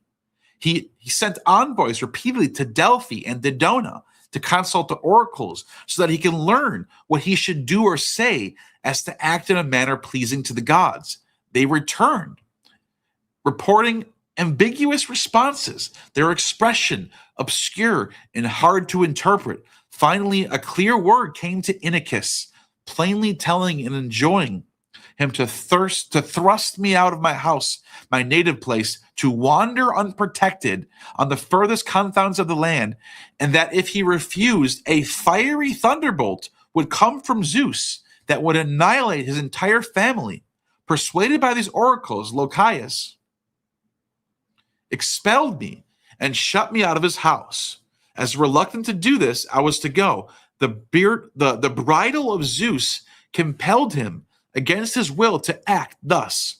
Immediately, my body and mind were twisted. I grew horns. This is Io talking. This is Isis talking, guys. Isis is talking.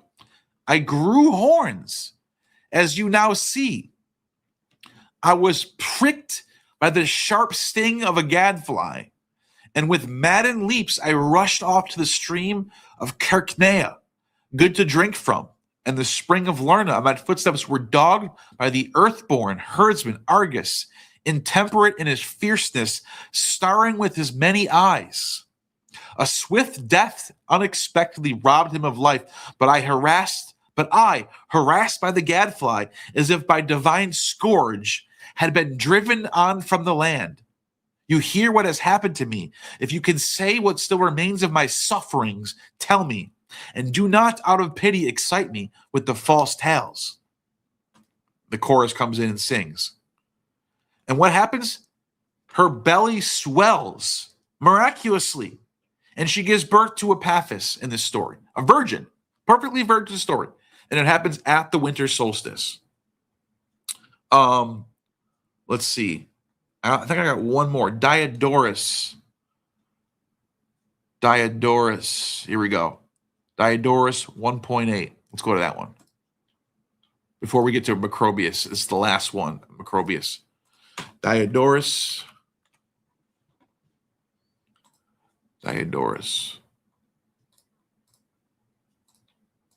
So we're going to Diodorus 1.8. This is like decades before the Gospels, or maybe a little longer than that, actually, like 20 BC, something like that. 1.8. He says, concerning the first generation of men. Is it 1.8? Am I in the right spot? Wait a minute. Book 1.8. Yeah, this is 1.8. Oh, am I in the right? Oh, 1.8. Oh, here we go. Book 1:8.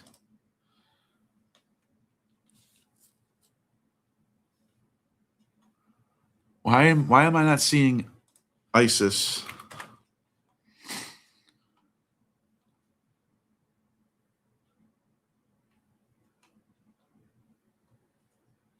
Hold on a second. What's going on here? Hold on. What am I missing here? Am I in the wrong? The origin of the transfer Greeks to Argos. It's Greeks to Argos. You're looking for Greeks to Argos. Greeks to Argos.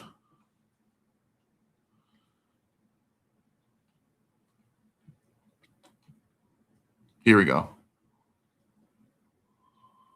Wait, Greeks to Argos. Where am I? What's going on here? Why am I not finding this text?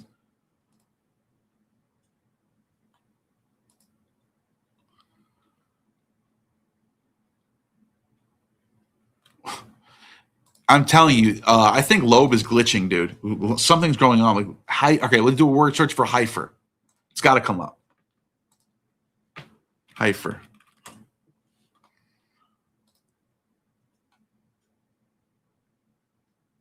Here we go. Here it is right here. So, okay. It's book 1. And it is book 1:8. I was in the right spot. What the hell? It was glitching. Okay.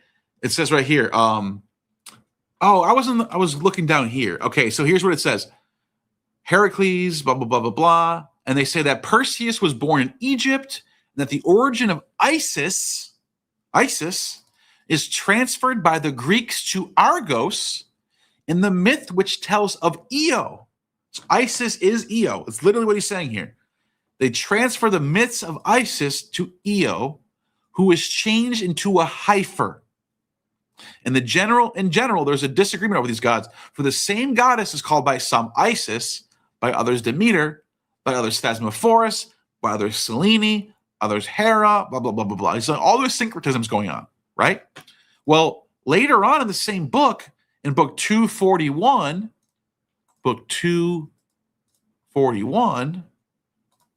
he says, this thing's not working right. It's not bringing me to the right spot. Okay, so images of Isis. Let me just look up images of Isis.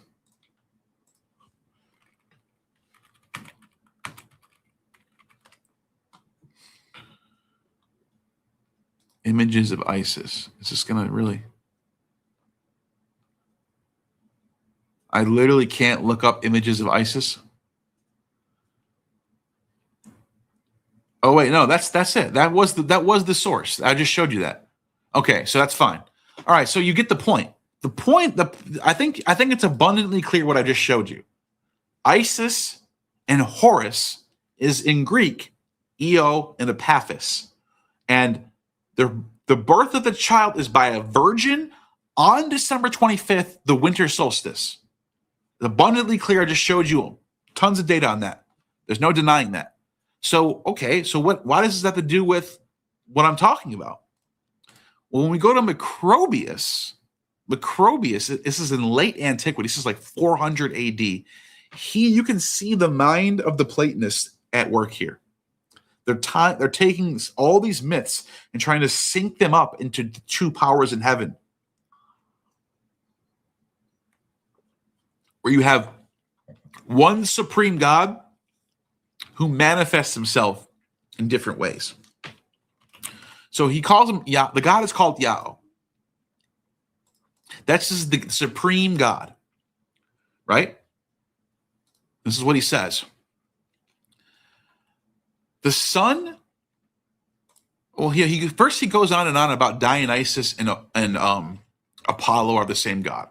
He gets into this whole thing, and one of them's night, one of them's day. And they're opposites, but they're the same. Like they're Dionysus is Liber. Look at this. They observe the holy mystery by calling the sun Apollo when it is in the upper, the daytime, and when it is in the lower, nighttime, it's called Dionysus.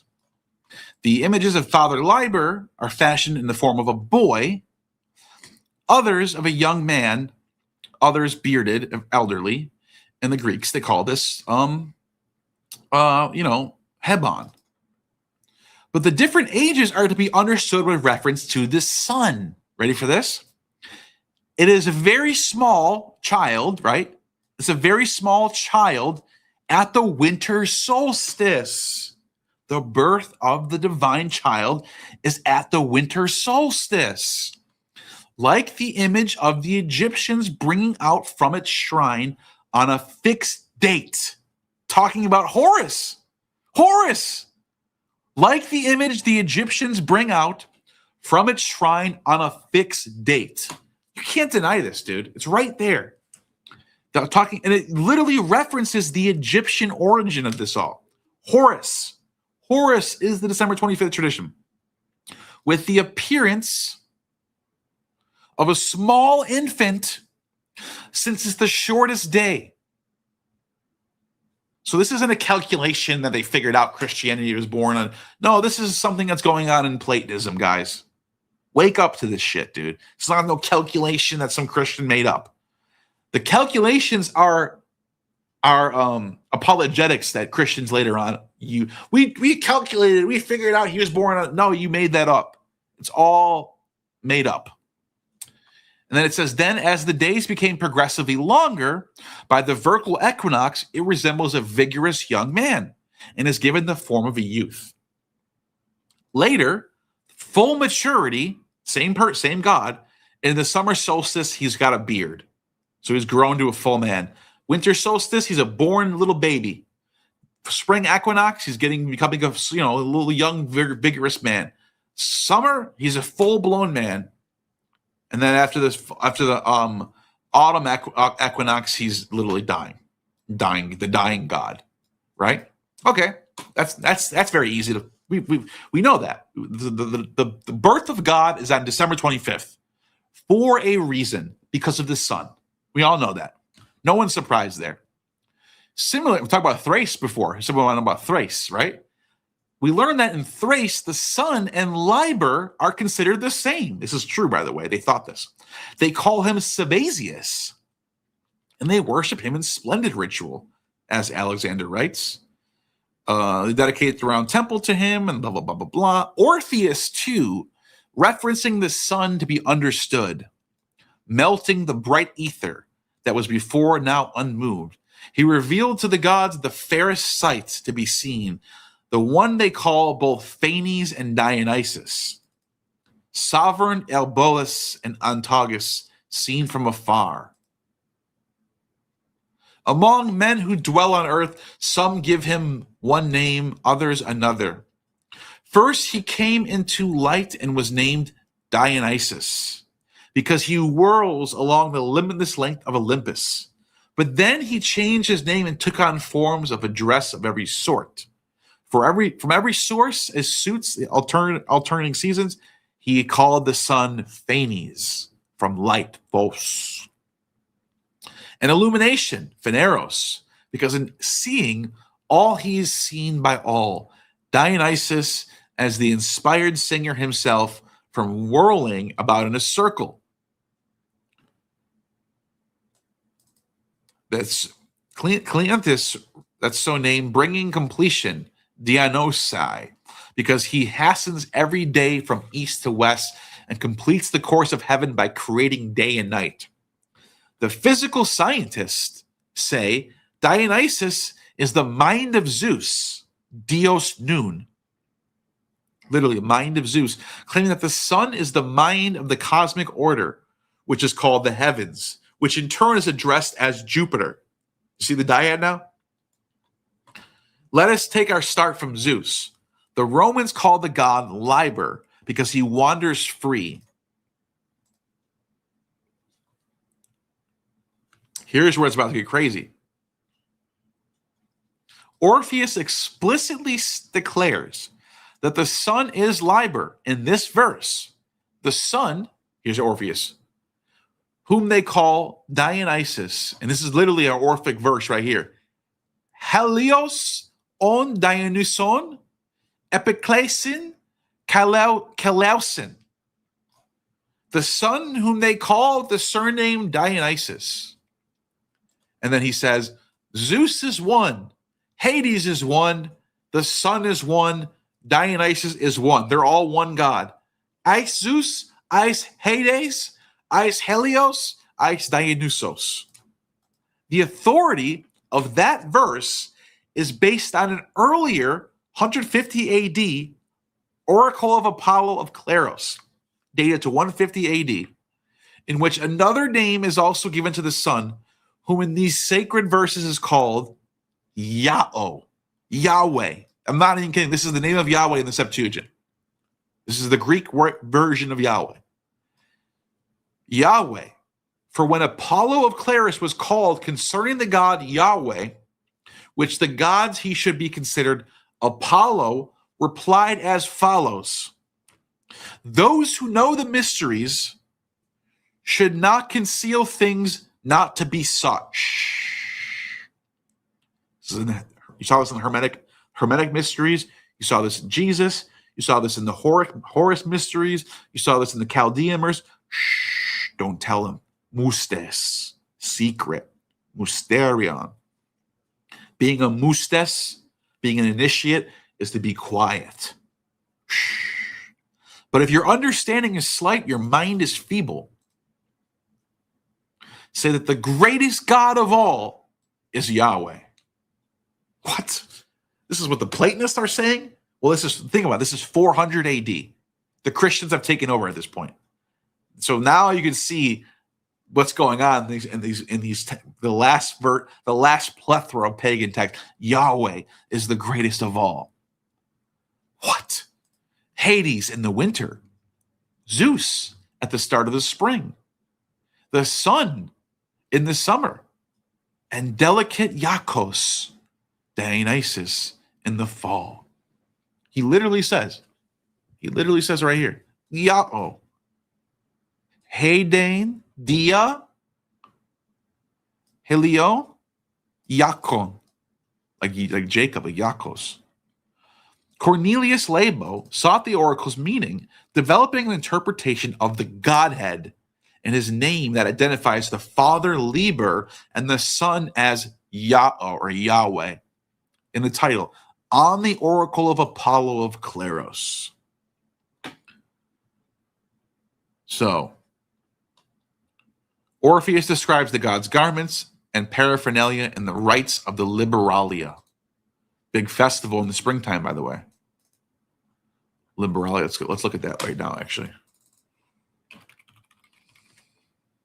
Liberalia, March 17th. Liberalia was a festival of Dionysus and his consort Libera. The Romans celebrated Liberalia with sacrifices, processions, ribald, comedies, and gauche songs and masks which were hung on trees. By the way, they had what was called the Aventine triad. Watch this. So this is actually a very old Roman tradition of a trinity of Dionysus, Libera, a female Dionysus, or Proserpina, sometimes she's called, but she's called Libera, and Ceres, which is Demeter. It's the Eleusinian triad in Rome. So this is a plebeian religion. This is a plebeian religion that Christianity adopts from. It's a religion of freedom. It's a religion of egalitarianism. It's a religion for plebs. It's a religion for anti-establishment, anti-aristocracy, anti-tradition, anti-Apollonian. It's not Apollonian at all. It's the opposite. That's what this is. That's what's going on here. This is the roots of this is the bottom of it all. If you want to get to the bottom of all this, this is what it's going on. The Dionysian.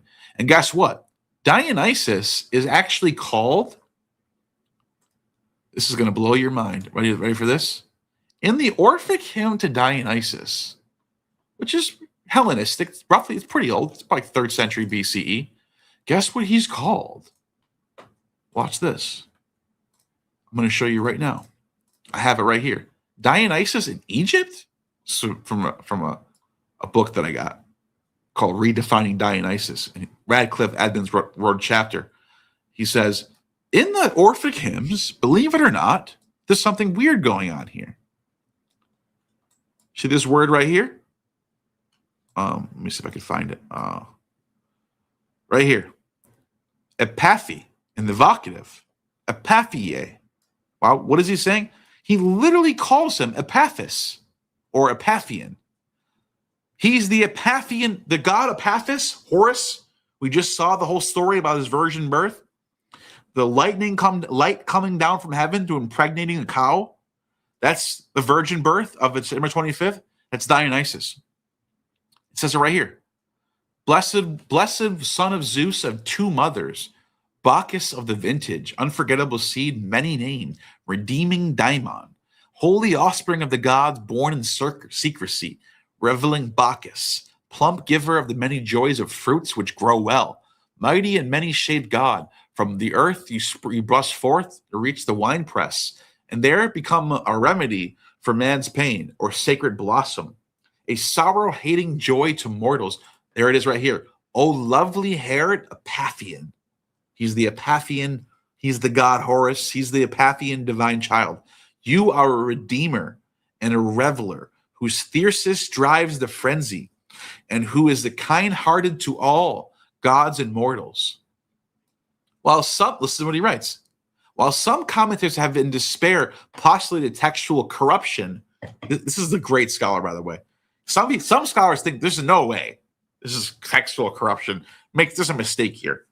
Others have suggested the epithet must refer to Apathis, son of Zeus and Isis, to have been at a loss to explain why Dionysus should receive such a title.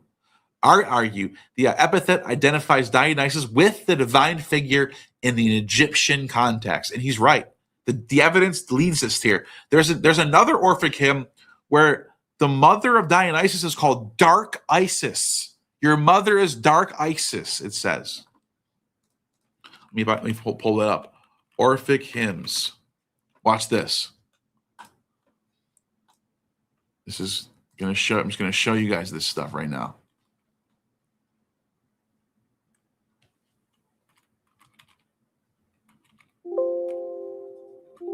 Wait, where is it? Isis. Oh, it's not in here? Is it because it's in a different page, maybe?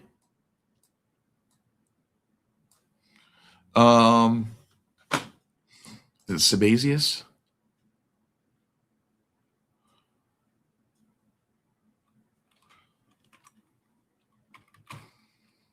There it is right here. Okay. Misa. Now check this out. I was talking about Libera, the female Dionysus. But guess what this says? This is an Orphic hymn to Misa. Mises, or Misa in Greek. It says, Thesmophoros, spermatic god of various names who bears the leafy rod. Misa, ineffable, pure, sacred queen, twofold Iacchus, male and female seen, illustrious, whether to rejoice is thine in incense offered in the fane divine or in Phrygia, with performing with thy mother's sacred rites, or in the land of Cyprus, well pleased to dwell in Kithra. Here it is right here. Or if exulting in the fertile plains with thy dark mother, Isis. What? Dionysus is the son of Isis, where she reigns with nurses pure attended near the flood of sacred Egypt, thy divine abode, wherever resident blessed power attend with the benign mind of these labors. So you could see there's evidence to point. This is not just some random textual corruption going on.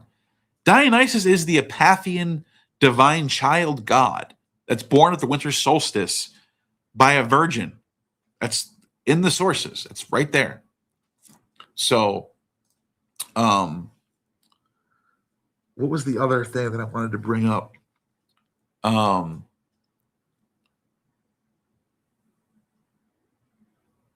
Dionysus.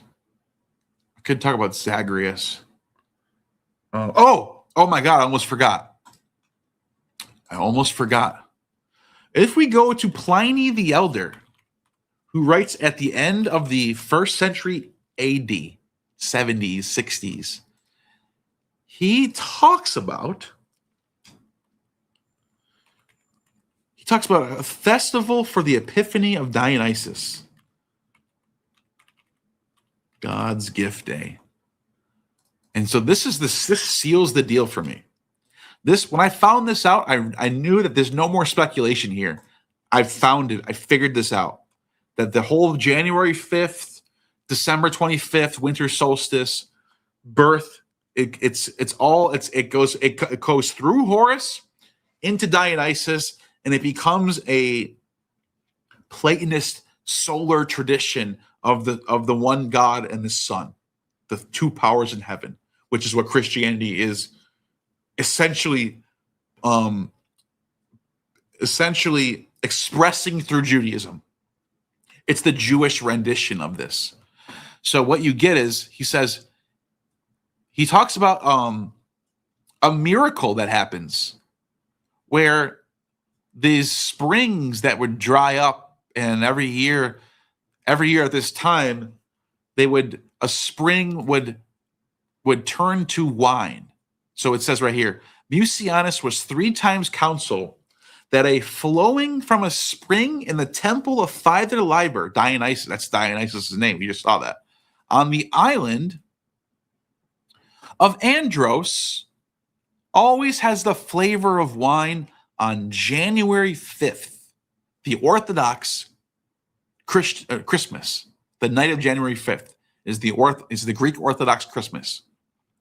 The day is called God's Gift Day, Theodosia, literally Theodosia.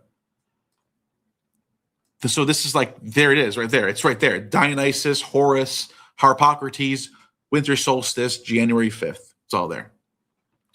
And you know who admits this? Epiphanius. Epiphanius, if I can pull up one more source. Let's see if I can find it real quick. Let me see if I can find it.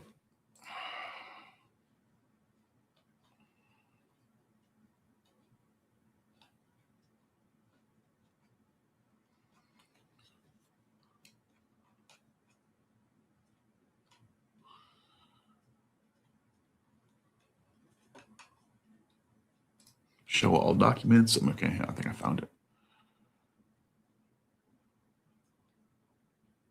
Here we go. All right, I'm going to share my screen one more time. This is from Epiphanius. Most of you guys know this. So this is not a big deal. But just to sort of seal the deal on what's going on here, Epiphanius does say, hold on, where'd it go?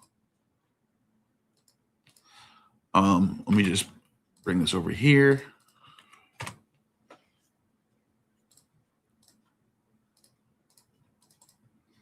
Really? It's not letting me sign in? Hold on one second. Is it really not letting me sign in here?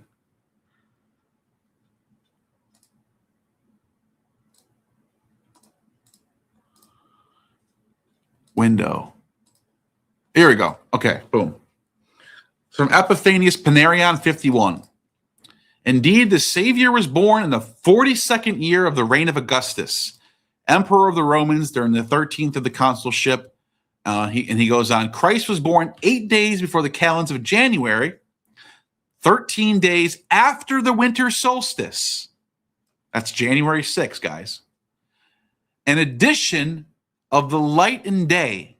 This day is celebrated by the Greeks, the idolaters, on the 8th before the calends, December 25th. See the connection there?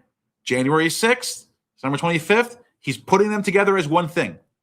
It's just like Christianity does, which the Romans call Saturnalia, the Egyptians call Chronia, and the Alexandrians call Cacalia. The 8th day before the calends of January, which is the solstice, December 25th, the day begins to increase as light gains addition, completing a number of 13 days from December 25th to January 6th, 13 days, up until the 8th days before calends of January, each day adding 30 hours to the day of Christ's birth. Jesus is literally born on all the days between December 25th and January 6th. That's what he says here. This is in 320. This is in 350 AD, and this is written.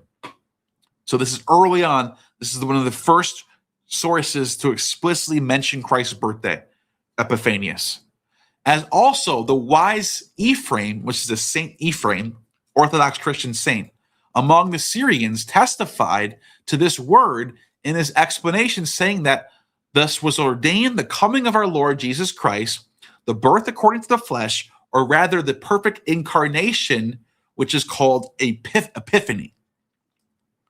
Like Dionysus is called Epiphany. From the beginning of the increase of light, a span of 13 days, he became a type of our Lord, and the Christ has this 12 disciples, the number of 13 days of life's increase. He repeats himself. It's so annoying. And many other things have happened and happened in support of this testimony of this word that is Christ's birth. For even the leaders of the idolatry religion, forced to confess a part of the truth, and the deceivers to deceive those conceived by them, idolaters, in many places, conduct a great festival on the very night of the Epiphany, the night of the Epiphany, January 5th. He says it right there. On that very night of the Epiphany, January 5th, he's being very, very clear on what's going on here. January 5th, those hoping in the deception would not seek the truth. First, in Alexandria, in the so-called Corium. There's the name of Dionysus' mother, Cori. That's the name of Persephone. We just saw her in the Aventine triad. She's called Libera in Latin, or Persephone, or Cori in Greek. There is a great temple that is the precinct of Cori, Persephone, staying awake. By the way, Isis is called Cori too. That's her name too, Cori. In fact, Mary is called Cori. Want me to show you? Let me see if I can find that real quick. Pictures. Here we go. Screen recorder. Mary is called Cori, the maiden. I got a screenshot of it right here, actually. Where'd it go? Mary. Where did it go? I thought I was just looking at it recently.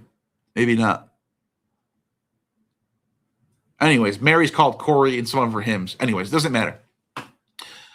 For staying awake the entire night with certain songs and flutes at the idol, spending the whole night after the crowing of roosters, they descend with torches into a certain underground shrine. This is what they do in Easter, by the way. And they bring out a certain wooden statue seated on a litter, naked, having gold seal of cross on the forehead and two other such seals on each hand, the two on the knees. They carry the statue around the middle temple 7 times. You just heard this in Plutarch, where they've moved the cow around the temple 7 times for the birth of the virgin birth of the divine child. You see how all of my research lines up perfectly to the point where there's no more speculation? I'm just solidly showing you how this evidence all lines up. You see what I'm doing here? 7 times with flutes and drums and hymns, celebrating again. They bring it down into the underground place. Being asked what mystery this is, they reply. They say that this day and this hour, the Cori, that is the virgin, it says this, I'll show you the Greek in a second, gave birth to Ion. That also happens in Petra, in this metropolis of Arabia, which is Edom in the scriptures. The idol there, they praise the virgin in Arabic, calling her Ka'abu. That is the Cori, or the virgin. The one from her is Dusaris, the only begotten of the Lord. And this takes an Elusa. You can see it literally uses the word virgin. Korean Parthenon right there. Virgin. Kore Parthenon. Virgin birth. Winter solstice. Dionysus. Well, watch this. Ion.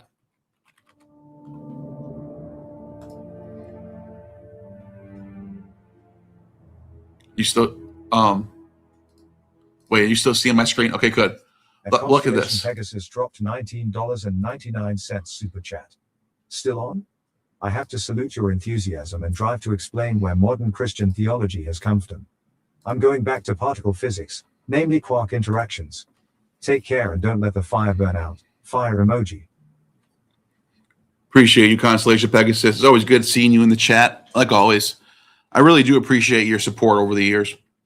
I really thank you. I'm very, very passionate about this subject, but particle physics, That's way up there. That's way too high brain for me. I'm a low tier guy. I stick to myths. Very low tier shit. Easy to deal with. So I respect that. Cheers to that.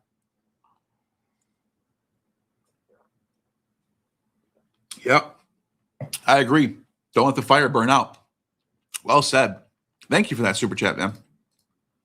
So what is Ion? We just saw the birth of Ion. What is this god, Ion? What does it say? Well, if you read the Suda, which is the first encyclopedia of ancient Greece, he's identified with Osiris and Adonis. And what happens in the Christian sources? Ion is identified with Dionysus by Christian and Neoplatonic writers. Listen to this. Jarl Fossum wrote an article. One of my favorite articles. I cite it in my book heavily. Alexandrian Ion may be a form of Osiris Dionysus reborn annually. His image marked with crosses on his hands and foreheads, the Orphic Phanes, the coiling serpent of the Mithraic religion. This is the god of late antiquity, dude.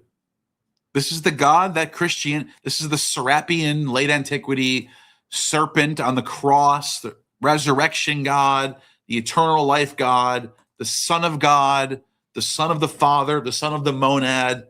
He's all those things. That's exactly what's going on here. And I think if you can't see what I just showed you in this video, if you can't see how I just laid that out for you, fair enough.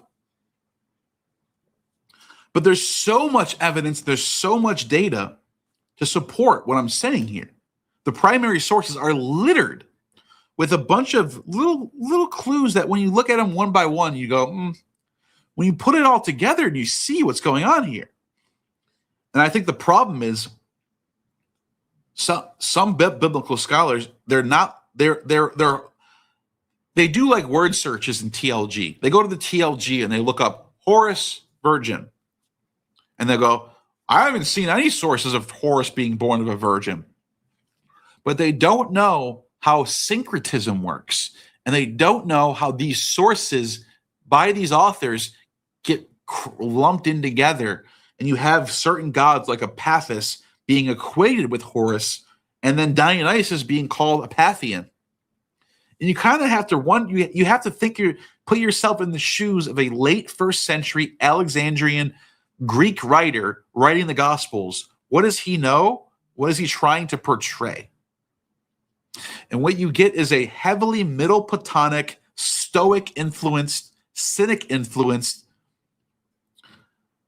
Platonic God of the two powers in heaven, the triad, the Son of God, the Savior, the Redeemer, born of a virgin. Those are all the elements that you see within all these sources. They're all ubiquitous. So, and I think a lot of people get very lazy when they try to do this work. They try to go, they're all born of a virgin. They all have 12 disciples. They all were crucified. No, don't say that. You got to show your work. You got to show what's going on here. You got to be very clear, and you got to show your primary sources. You can't just say they're all the same, because they're not. They're not all the same. They're all very different. They get brought together. That's what's going on. You got all these traditions and all these gods being brought together into one tradition in late antiquity. The solar logos is what it is. Let me see if I can pull up Julian's hymn. Thank you guys for the super chats, by the way. You guys have been awesome tonight. I can keep going for a little bit longer, I think. So if we go to Julian's hymn to King Helios, I think it gets pretty clear what's going on here. Julian's trying to redact the Christians because what he realized that his uncle Constantine made a mistake. Constantine was doing his job as a Pontifex Maximus. Constantine was trying to include the Christians into the Roman imperial cult And he thought by doing that, they'll be forever grateful and they'll play nice. That's not what happened. Christians don't do that. They don't want to play nice. They don't want to join. They don't want to share the stage with pagans. They don't want to share Roman tradition. They don't want to share festivals. They want everything. They want all the power. They think the only truth is theirs. They're scumbags. They're psychopaths. So what happened? So Julian realizes this. He realizes his uncle has made a mistake, and he's decided to redact the traditions. And here's what he says. Here's what he writes. He says, I am a follower of King Helios, and of this fact I possess within me, known to myself alone, proofs more certain than I can give. But this I am permitted to say without sacrilege, that from my childhood an extraordinary longing for the rays of the God penetrated deep into my soul. This is the seven-rayed God, by the way. This is Mithras, Helios, Sol Invictus, Apollo, the true God of our ancestors right here. That's what Julian's saying. And he says, from my earliest years, my mind was so completely swayed by the light that illumines the heavens that not only did I desire to gaze intently at the sun, but whenever I walked abroad in the night season, when the firmament was clear and cloudless, I abandoned all else without exception and gave myself up to the beauties of the heavens, nor did I understand what anyone might say to me, nor heed what I was doing myself. I was considered to be over-curious about these matters and to pay too much attention to them, and people went as far as to regard me as an astrologer when my beard had only just begun to grow. So he says, watch this. He says, wait, is this it?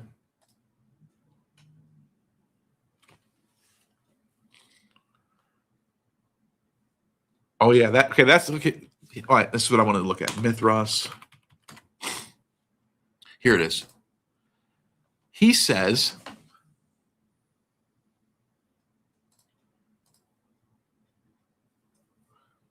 the Neoplatonic triads, he gives the intermediary word, the abode of Helios Mithras.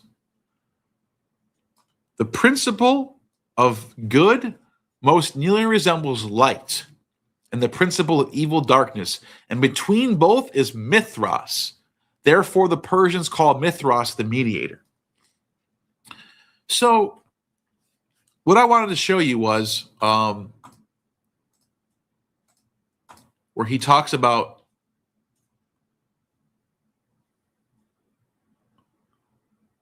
is this the same one dedicated to Helios? Let me just see.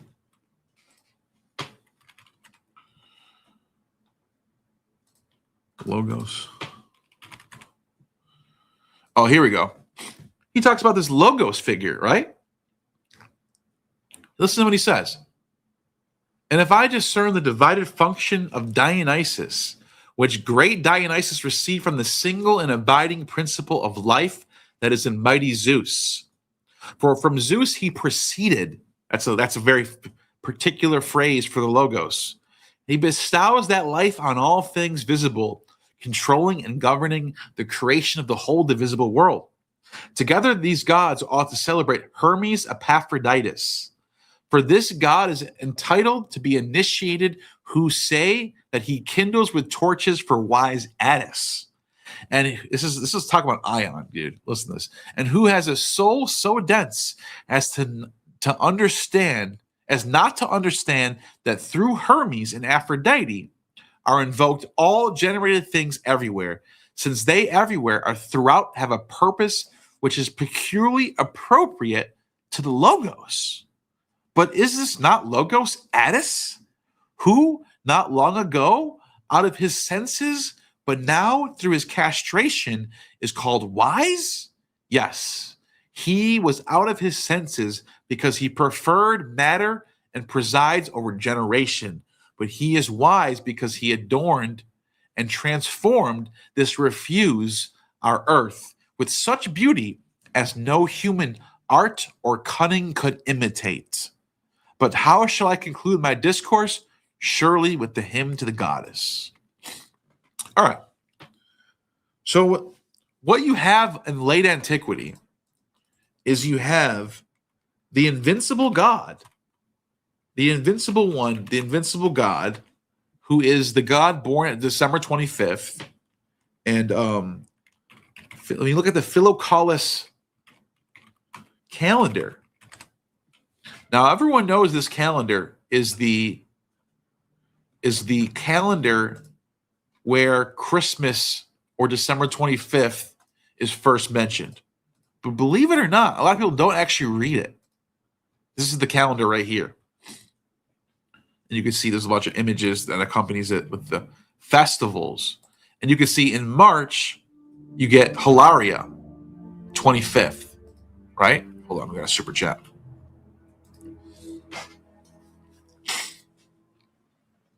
Dr. Humanuel dropped $5 super chat.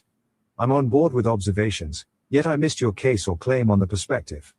Are you pointing to the true God as a rose by any other name? No. I'm pointing to the late antiquity syncretism that Platonism overall influenced these traditions of Hermeticism, Chaldean oracles, Christianity, Orphic mysteries, Mithraic mysteries. I'm showing you how they're all using this syncretism model, how they're all adopting this solar monadic logos theology. And look at this, the calendar. Thank you for the super chat, by the way. Great question. I'm glad you asked me to clarify this. You see the calendar. This is the calendar from 354 AD. Christmas is not even on here yet. Christmas does not even exist until like a decade after this, in the 360s. When John Chrysostom does his hymn, does his Christmas hymn, his Christmas what is it called? The songs he makes, the hymns. When he makes his Christmas liturgy, he says, this is in the 370s, 380s when he's writing this, he says Christmas is only about a decade old. In 370, 380, he's writing this. 375, which means Christmas was only invented in the 360s. So this is in 354. Look at Hilaria is still a thing. Easter's not on here yet. No Easter. No Easter at all. No mention of Easter. And what do you get? What do you actually get? You get, when you go to December, right here,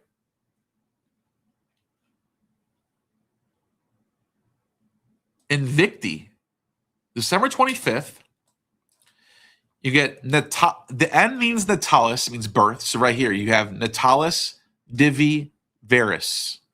He's born on December 15th. So the divine Verus is born on December 15th, right? Okay.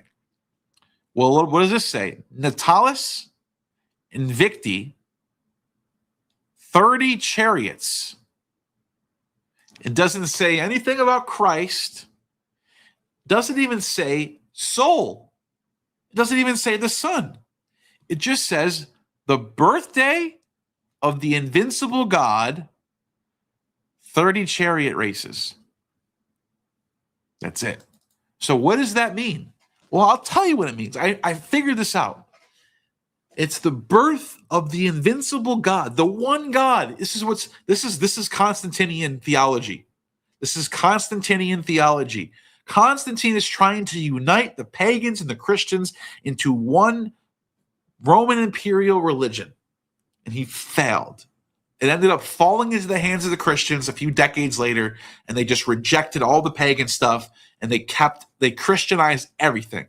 They kept a lot of the rituals. They kept the December bustle, if you want to call it, the giving gifts and shutting down businesses and all this stuff, the whole Saturnalia stuff. They kept all that going. They kept a lot of the cultural norms, but they Christianized everything. And so Constantine's vision for one invincible God born at the winter solstice becomes Christian, becomes the birthday of Christ. And it's the born of a virgin. It's the high-level syncretism. It's 3rd, 4th century late Christianity. And it's adopting paganism. Christmas is pagan. End of story. Any thoughts on that?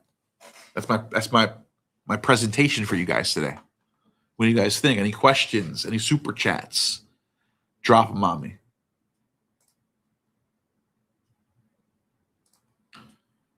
Oh, that's not Karakuni.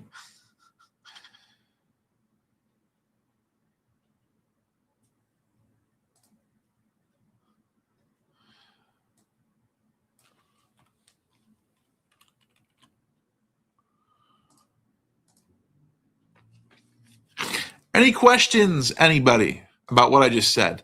I know one person dropped a super chat saying that I asked ChatGPT and they said you're wrong. I asked ChatGPT if right, can't even spell it right, and it says wrong. Listen, Letheus, can you tell me what exactly you mean by that? What am I wrong about? Is there a specific thing I said that you can objectively prove to be not correct? I would love to hear this.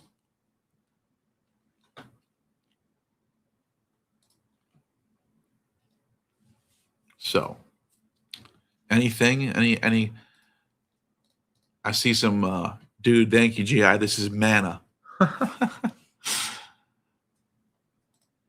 Thank you for your very interesting live and great live chat. I appreciate it. I hope you guys are having fun. I figured I'd hang out for another 20 minutes, half hour or so.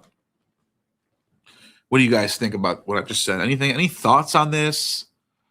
Anyone have anything they want to say? I'm looking at the comments. I'm trying to at least keep up with them.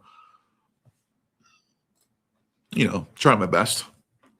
How many live viewers do we have, by the way? I got right now. I'm trying to do the two. You know how some they want you to do 2 of them at the same time or whatever.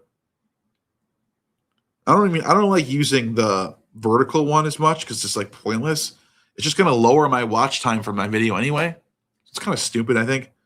But I'm trying it out. Someone said it works for them. I don't believe them, actually. I think they're stupid. I think they just think it's working. I'm trying it though. I'm gonna see, but yeah, I can see one of them's getting 100 views. The other one's getting 1,700 views, or 700. Sorry, 700 views. Wow, 700 people watching right now, and then 100 on the other one. And then I wonder how Twitter's doing. Let's see how Twitter's doing. I usually don't get a lot of views over there. I just started doing it. That's why. 240. 240. All right, cool. Yeah, I guess I'm getting some good views tonight for this late night stream. What do you guys think about that? Never cross the streams. Rule number 1 of ghost busting. That's funny. Anyways, I'll just keep talking, I guess. Yeah, I think there's clearly a lot of evidence that in the 2nd to 3rd and 4th centuries, I know it's a long time, it's 300 fucking years. It's like, what do you mean you can just lump those in together? I'm not lumping them together. I'm saying during those 3 consecutive centuries, you could see trends in religion. You see solar trends of the 3rd century. You see the monistic trends of the 4th century. We got a super. As Smill still dropped $5 super chat. Christmas and Christianity are pagan. There's a reason the Coptic magical papyri continued into the 1200s CE. Yeah. Yes. This is actually a really good point that you're making. Let me see if I can pull up the Greek magical papyri. Maybe I could find, if I could find a PDF of it somewhere. Let me see if I could find it. I know I have one in here somewhere. Yes, I just found one. Okay, cool. From the Bets. I have this exact physical copy too. This exact one that I'm about to show you guys. Now, this is a big deal. What you're saying, S-Mill. It's not just the PGM either. The PGM, I would say, is the is the outside of academia. Think of today your self-published authors who are not peer-reviewed. That's the PGM. This is not through some high-level institution. These are like inscriptions that you find randomly written by some random person in their private home. These are like private individuals doing private religion. None of this has to do with high-level priesthoods. This is very like private. So this is actually a really valuable source for finding out what everyday average people are into. That's what you want. If you want to find out what is the average everyday person into, you go to the PGM. This is your modern day New Agers who are mixing and matching gods. So you can see right here, golden-haired god, Lord of the sunrise, Titan, of Zeus, divine Yahoo. We just mentioned Yahoo, right? And two, who rule in heaven's realm, Raphael. Oh, who joy in sunrise, Abraxas. And you, greatest one, heavenly one, I call you Michael, your helper who saves the people of Zeus. Like what? Like you're like, what? You just named like 7 gods right there. Are they all the same? Is that what you're saying? Well, that's what he might say. He might say, yeah, these are all aspects of the one, or something similar to that. I adjure you by mighty God Apollo, send me the daimon who will give responses. I sing you blessed healer, giver of oracles, Delian lord of Python slaying. At Eddie Moretti 3742 dropped $9.99 super chat. This is so informative. This brings me back to my question I asked weeks ago about the Battle of Milvian Bridge and how it created a myth that reverberated from 320s 400 CE and beyond. Yes. Yeah, you could see Constantine had a vision. He really wanted to take the solar Mithraic monistic religion of the Roman imperial cult and fuse it with the Christian religion to give you what he was trying to put together. And he failed. And it was a miserable failure. And then when his nephew takes over, Julian, he tries to remove the Christians from power altogether. And because he wasn't successful with that, by the time the Christians got power back, they completely shitted on the pagans forever. It was a tug-of-war fight that lasted for 4 centuries and ended in the hands of Theodosius, who just said, no more paganism. They're all illegal. We're shutting down all the temples. They're no longer getting any funding, and we're giving all the funding to the church from now on. That's what happened. And the pagans survived, as Smill points out. The pagans survive all the way up until modern times. They never really die out. They just go into little pockets. And so, for example, the Council of Trullo, the Quintisex Council, one of the last major councils of the Orthodox Church, of the Catholic Church, happens in Constantinople, right? And so held in Constantinople in 692.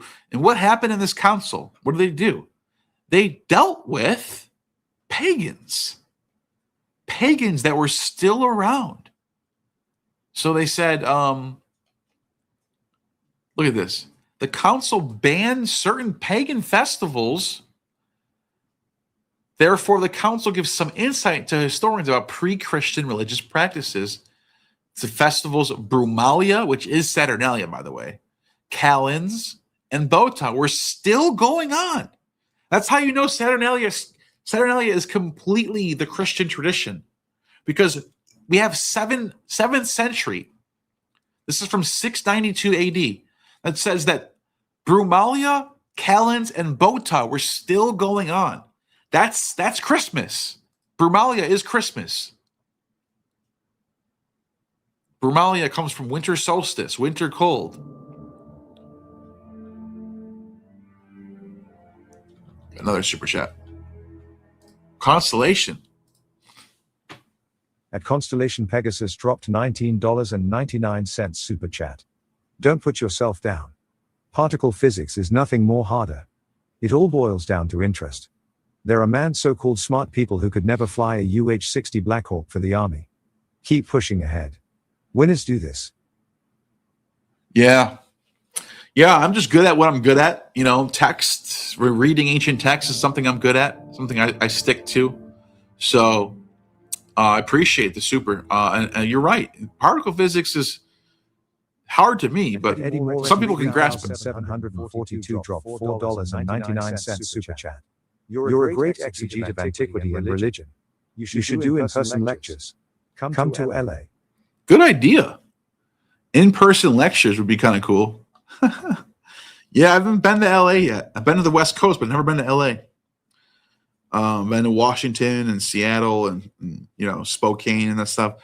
Never been to LA yet. I don't know what it is. I just never had a reason to go there. But maybe I will. Maybe I'll check out LA. Thank you for that, Superman. That's a good idea. Yeah, just particle physics and quantum physics. I just never been able to grasp it. It's hard for me. I've always been more of a textual, historical, maybe even some level of philosophical. I can grasp these kind of concepts, and then mathematics and physics and all that. It's a little bit more beyond what my brain can do. I don't know if that makes me more left brain than right brain. I think I'm more of a left brain person than a right brain person. I think that's what that means. So, what was I just saying? Oh yeah, the Brumalia. The Brumalia is continuing all the way until modern times. In fact, we even have Christopher of Mytilene in the 11th century. I actually have the source here somewhere where he talks about giving gifts at the Brumalia to his friends.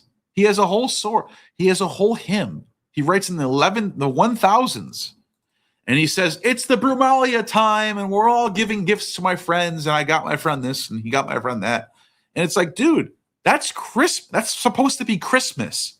And there's no sources for Christmas ever saying that until modern times. So that's why I'm trying to tell you, Christmas is pagan. The evidence proves it.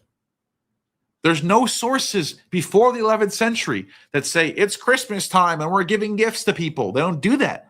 That comes after the 16th and 17th century. I'm telling you, there's nothing like that. But Brumalia is doing that. I'm telling you. Oh yeah, so we're talking about the Greek magical papyri, right? And how synchronistic it is, and how all these gods are being mixed and matched together. Look at this. Arbathras Yao, Bathiao, Zaguri. You can see like Zagreus is in there. Sabaoth Yaeo. This is what everyone believes in. They believe in this Yahwism. This is Yahwism, dude. They're all being it's literally taken over the mind of the Mediterranean people. They've taken over by it. This is what they believe in now. You see it all over the place.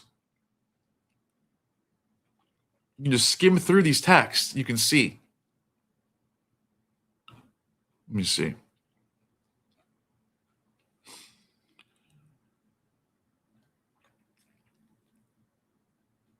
I'm just trying to find a good example of like one of these very high level syncretic. Look at Yao, Yao, Yao, E, Oi. Just all these weird Bacchic chants with Yahweh's name in it. It's Yahweh.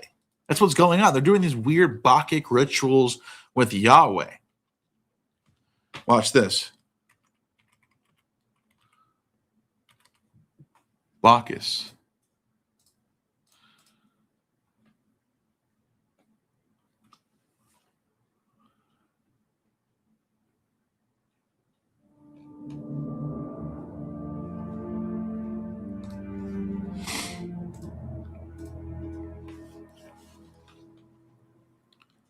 At Onyx Rock N4G dropped $5 super chat. Thank you for the super I chat. agree, Neil. I was drawn to literature, English, history as a kid. Most like us end up in business or law. Yeah, that's probably true. That's probably what's going on with me. Like, I just, I was in business school. I went to economics for a little bit. I never finished. I didn't finish. I got a 2-year degree. Then I was going for the 4-year degree. And I just was like, I don't want to do this. I just stopped. I started working. Anyways, look at this. I conjure you, Lord Osiris, by your holy names. Ukiok, Usenerath, Osiris, Usurinathu, Osiris Menevis. There's the bull right there. There's the bull god, like Apaphis, right there. The bull. Menevis is the bull. And then he says, Emir Isis, Aratafi, Aracox, Isioth, Erbiothi, Amen, Kanum. You see Kanum? And then it says, Monmount Uzathi, I give over you, Lord Osiris, I deposit you with this matter.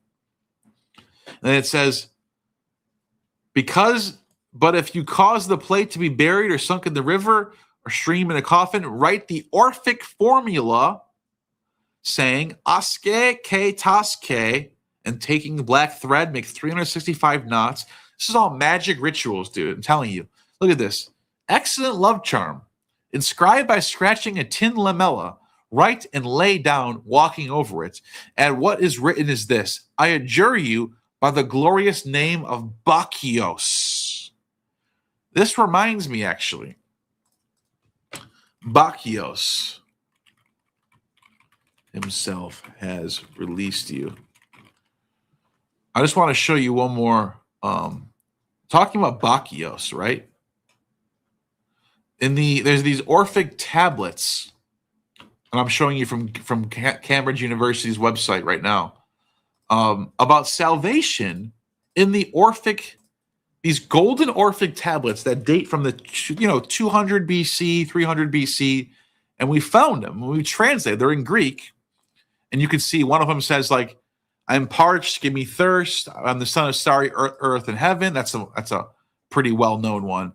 But then you get these weirder ones where it says, let me see the one where Bacchios has released me. Let me see if I can find it. Here it is right here. 1987, discovery of a grave in Pellina in Thessaly with two nearly identical tablets in the shape of ivy leaves, added a new type of text.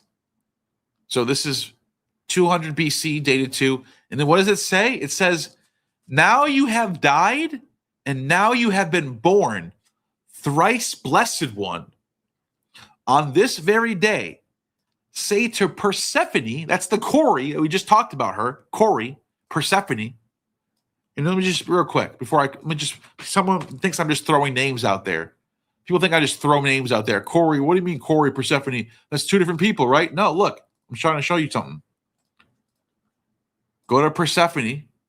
She's literally also called Cori. Cori, the maiden. And the name actually does mean virgin in some contexts. She's the virgin. But whatever, let's not get too much into the whole virgin thing right now. The point I'm trying to make is say to Persephone, Cori, the one that gives birth to the virgin birth, that Bacchios, we just saw in the PGM, it's written this way. Bacchios himself has freed you. A bull you rushed to milk. Quickly you rushed to milk. A ram you fell into milk. You have wine as your fortunate honor, and you go beneath the earth celebrating rites like the other blessed ones. So this is the Orphic Dionysian salvation cult, where Dionysus literally frees you from death. He saves you. You believe in Dionysus, he saves you. That's the point. That's literally Orphism right there. It's the religion that Christianity adopts. So the name of Bacchios is always magical incantations. Another source of text to highlight what I'm talking about is in the pseudepigrapha. Pseudepigrapha, these yellow books right here. You got to get these. You got to get both of them too. The pseudepigrapha. And I'll put this back in a second. The pseudepigrapha. Why did I bring this up? Because there's Orphic texts in there, Jewish Orphic texts in there, And they also describe a very syncretic religion where they're mixing paganism and Christianity and Judaism, and they're talking about like Nero being the Antichrist, and the birth of Augustus, and how he was going to, under his reign, that Christ will be born. And then it's like talking about Zeus fighting with the Titans, and then there's a war in heaven, and Michael joins the war. And like, it's trying to be friendly to pagans. It's trying to not say paganism is bad. It's like saying paganism is good, but it's also saying Christ is God and all this stuff. And you can see it's very subversive, very subversive. It's literally trying to make Christianity above the pagan gods without saying pagan gods are bad. And you can see the subversiveness happening. Let me see if I can pull that up. Sibylline oracles. Let me see if I can find. Let me see if I can find it real quick.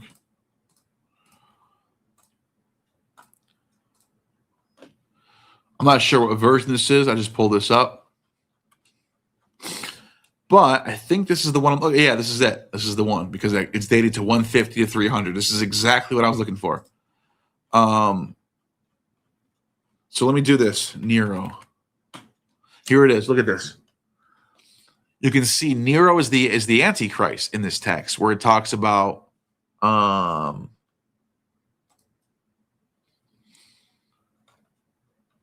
where is it? People of boastful Asia, hear all true, many tone, great hall of prophecy of lying Phobos. Interesting. It's got a negative portrayal of Phobos. Which makes sense for Revelation. In Revelation, the devil is called Apollyon. Like, what? Look at this right here. I am the Sibyl, the mother of Circe, and father Nostos, raving mad and false. But at the time when all things came to pass, ye shall remember me, and no more shall be called me mad, the great God's prophetess. He says, lying Phobos, whom vain men called God, and further falsified by calling seer, but of the mighty God, whose hands men form like speechless idols carved of stone, for he has not in his abode a stone. Most dumb and toothless to a temple drawn, of immortals dishonor very sore. And they just go on to talk about tree and vine and oil. This God, a whip struck through my heart. Within the take, tell me truly men who think now have befallen. I'm trying to see what's going on here. Where's the Nero thing?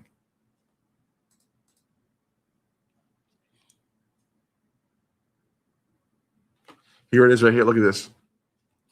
Having burned the temple of Solomon, which is Jerusalem, having slaughtered many of the Jews, shall destruction of their great broad land, and then shall an earthquake overthrow both Salamis and Paphos, when dark water shall dash over Cyprus.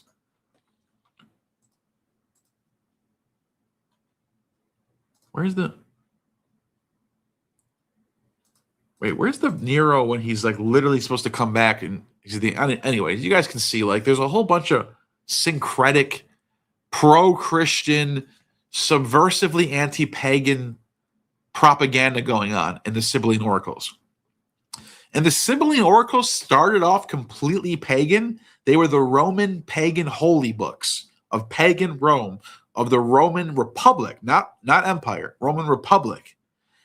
Then you start seeing Alexandrians in Alexandria in the Hellenistic period start to take the Sibylline oracles and they start to add Jewish stuff to it. So you start to get a Jewish pagan mixing going on. And then the Christians take it over, and then they completely just subvert everything and make everything pro-Christianity and anti-pagan. And guess what? The Sibylline oracles survives all the way to the 16th century. So the fall of Constantinople. And then that's, I don't even know if they might even still have like modern sibling oracles written by monks today, Orthodox monks. They own the sibling oracles now. It's completely Christian, 100% Christian now. There's no Jewish sibling oracles anymore, and there's definitely not any more pagan sibling oracles anymore. It's gone. Completely Christian now. Right here, I can show you right here. The Sibylline Oracles, right here. This is an academic book. And it says, the Sibylline Oracles translated from the best Greek copies. And you're like, okay, what does it say? Listen to what it says. Ready for this? It says, I'm trying to find a good Muhammad fled from Mecca, and the Ottomans, family out of Persia. The oracles say that the Antichrist is Muhammad. The Antichrist is called Nero for his cruelty. This is only a fiend allegory and a symbolic fable, and this was well known in Nero's time. We know that the vulgar opinion that Nero fled over Euphrates, and this could proceed from no other cause than finding in the Sibylline oracles. Suetonius mentions this popular rumor. All prophets used such symbolic fables to conceal their prophecies till the events happened. Muhammad fled from Mecca, and the Ottomans, family out of Persia. Therefore, the oracles say the Antichrist is Muhammad. He says, so he's basically saying, we said it was Nero before, but now we know it's Muhammad. It's crazy. You see what's going on, guys? You see how they do this? Same old stuff as always. But I'm getting tired now. I'm getting really tired, actually. So I'm going to shut this thing down. Oh, here we go. Here, let me show you one more Sibylline oracle real quick. From the ancient ones. It says right here, shall be a fame around the mighty heaven, and no small mist shall hide the world's ravines. A second time, afterwards, God's light shall guide the good men who sing praise to the God. Isis, thrice wretched goddess, thou alone shall the waters of the Nile remain a Maenad out of the order of the sands of Acheron, and no longer shall remain remembrance thee over earth. And also Serapis, who art placed on many glistening stones, a ruin, vast shall thou in thrice unhappy Egypt lie. This is what they were doing. They were telling pagans that this is what the oracle told us to write. They were not saying, I wrote this. Hey, I hate your gods. I wrote this. They were literally going to the pagans and going, we just got back from the oracle. Want to know what she said? Here we go. Oh, Isis. Oh, she's wretched. Oh, Phobos, Apollo. He's a liar. Even though the Sibyl literally came from Apollo. Mind-blowing, right? Literally, the Sibyl came from Apollo. You can't make this shit up. The Sibyl was the voice of the Muses who came from Apollo. And now we have fucking fake Christian oracles telling these poor pagans that Apollo is a liar, and this is what the oracle is saying now. And you shouldn't worship Apollo anymore. Worship the Jewish gods. Yeah, follow us. We got the answers for you guys. I don't know, man. This is the type of shit that really pisses me off, man. When I read this stuff, it legitimately angers me that we have a choice to fix the wrongs that have done to us over history. People don't want it. People want it. People say, our ancestors wanted to give up their traditions. They wanted to throw away their ancestral customs. They wanted to adopt Jewish prophecy and believe in a Jewish Messiah. No, they didn't. No, they didn't. Sorry. They didn't want it. They never wanted it. There's tons of evidence for the exact opposite of that. Tons of evidence for the exact opposite of that. So, I got Jill Harry's book. I'm citing it from my book, where there's tons of primary sources from the 3rd and 4th century from authors rejecting Christianity left and right, rejecting it, from Celsus all the way down to Julian, all the way from Porphyry and Mercius, who says that the Christians are taking away all their favorite festivals and saying that everything was adultery, and you couldn't even go to the theater and have a good time anymore because they just think it's all fucking pagan worship and they want to cancel everything. They suck and this, and they're taking away all our favorite things. Look, that's a reality. Okay, I'm just saying. There's different ways to look at history than what you've been told. I'm going to bring that in my book. So hopefully, you guys understand what I'm saying here. Thank you everyone for super chatting tonight. Thank you Solera Knight, Constellation Pegasus. Thank you the most. S Mill Still. Thank you Porphyry, Dax, Bakken Pan, Danibus, Dr. Humanulo, Eddie Moretti. Thank you for the super chat. Lytheus, Kang 73, Anti-Contrarian, Onyx Rock, Constellation Pegasus again.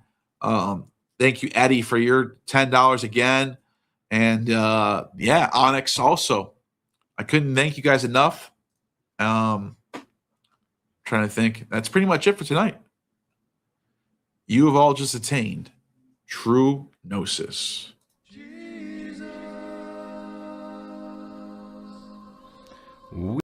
Son, do you want to know what the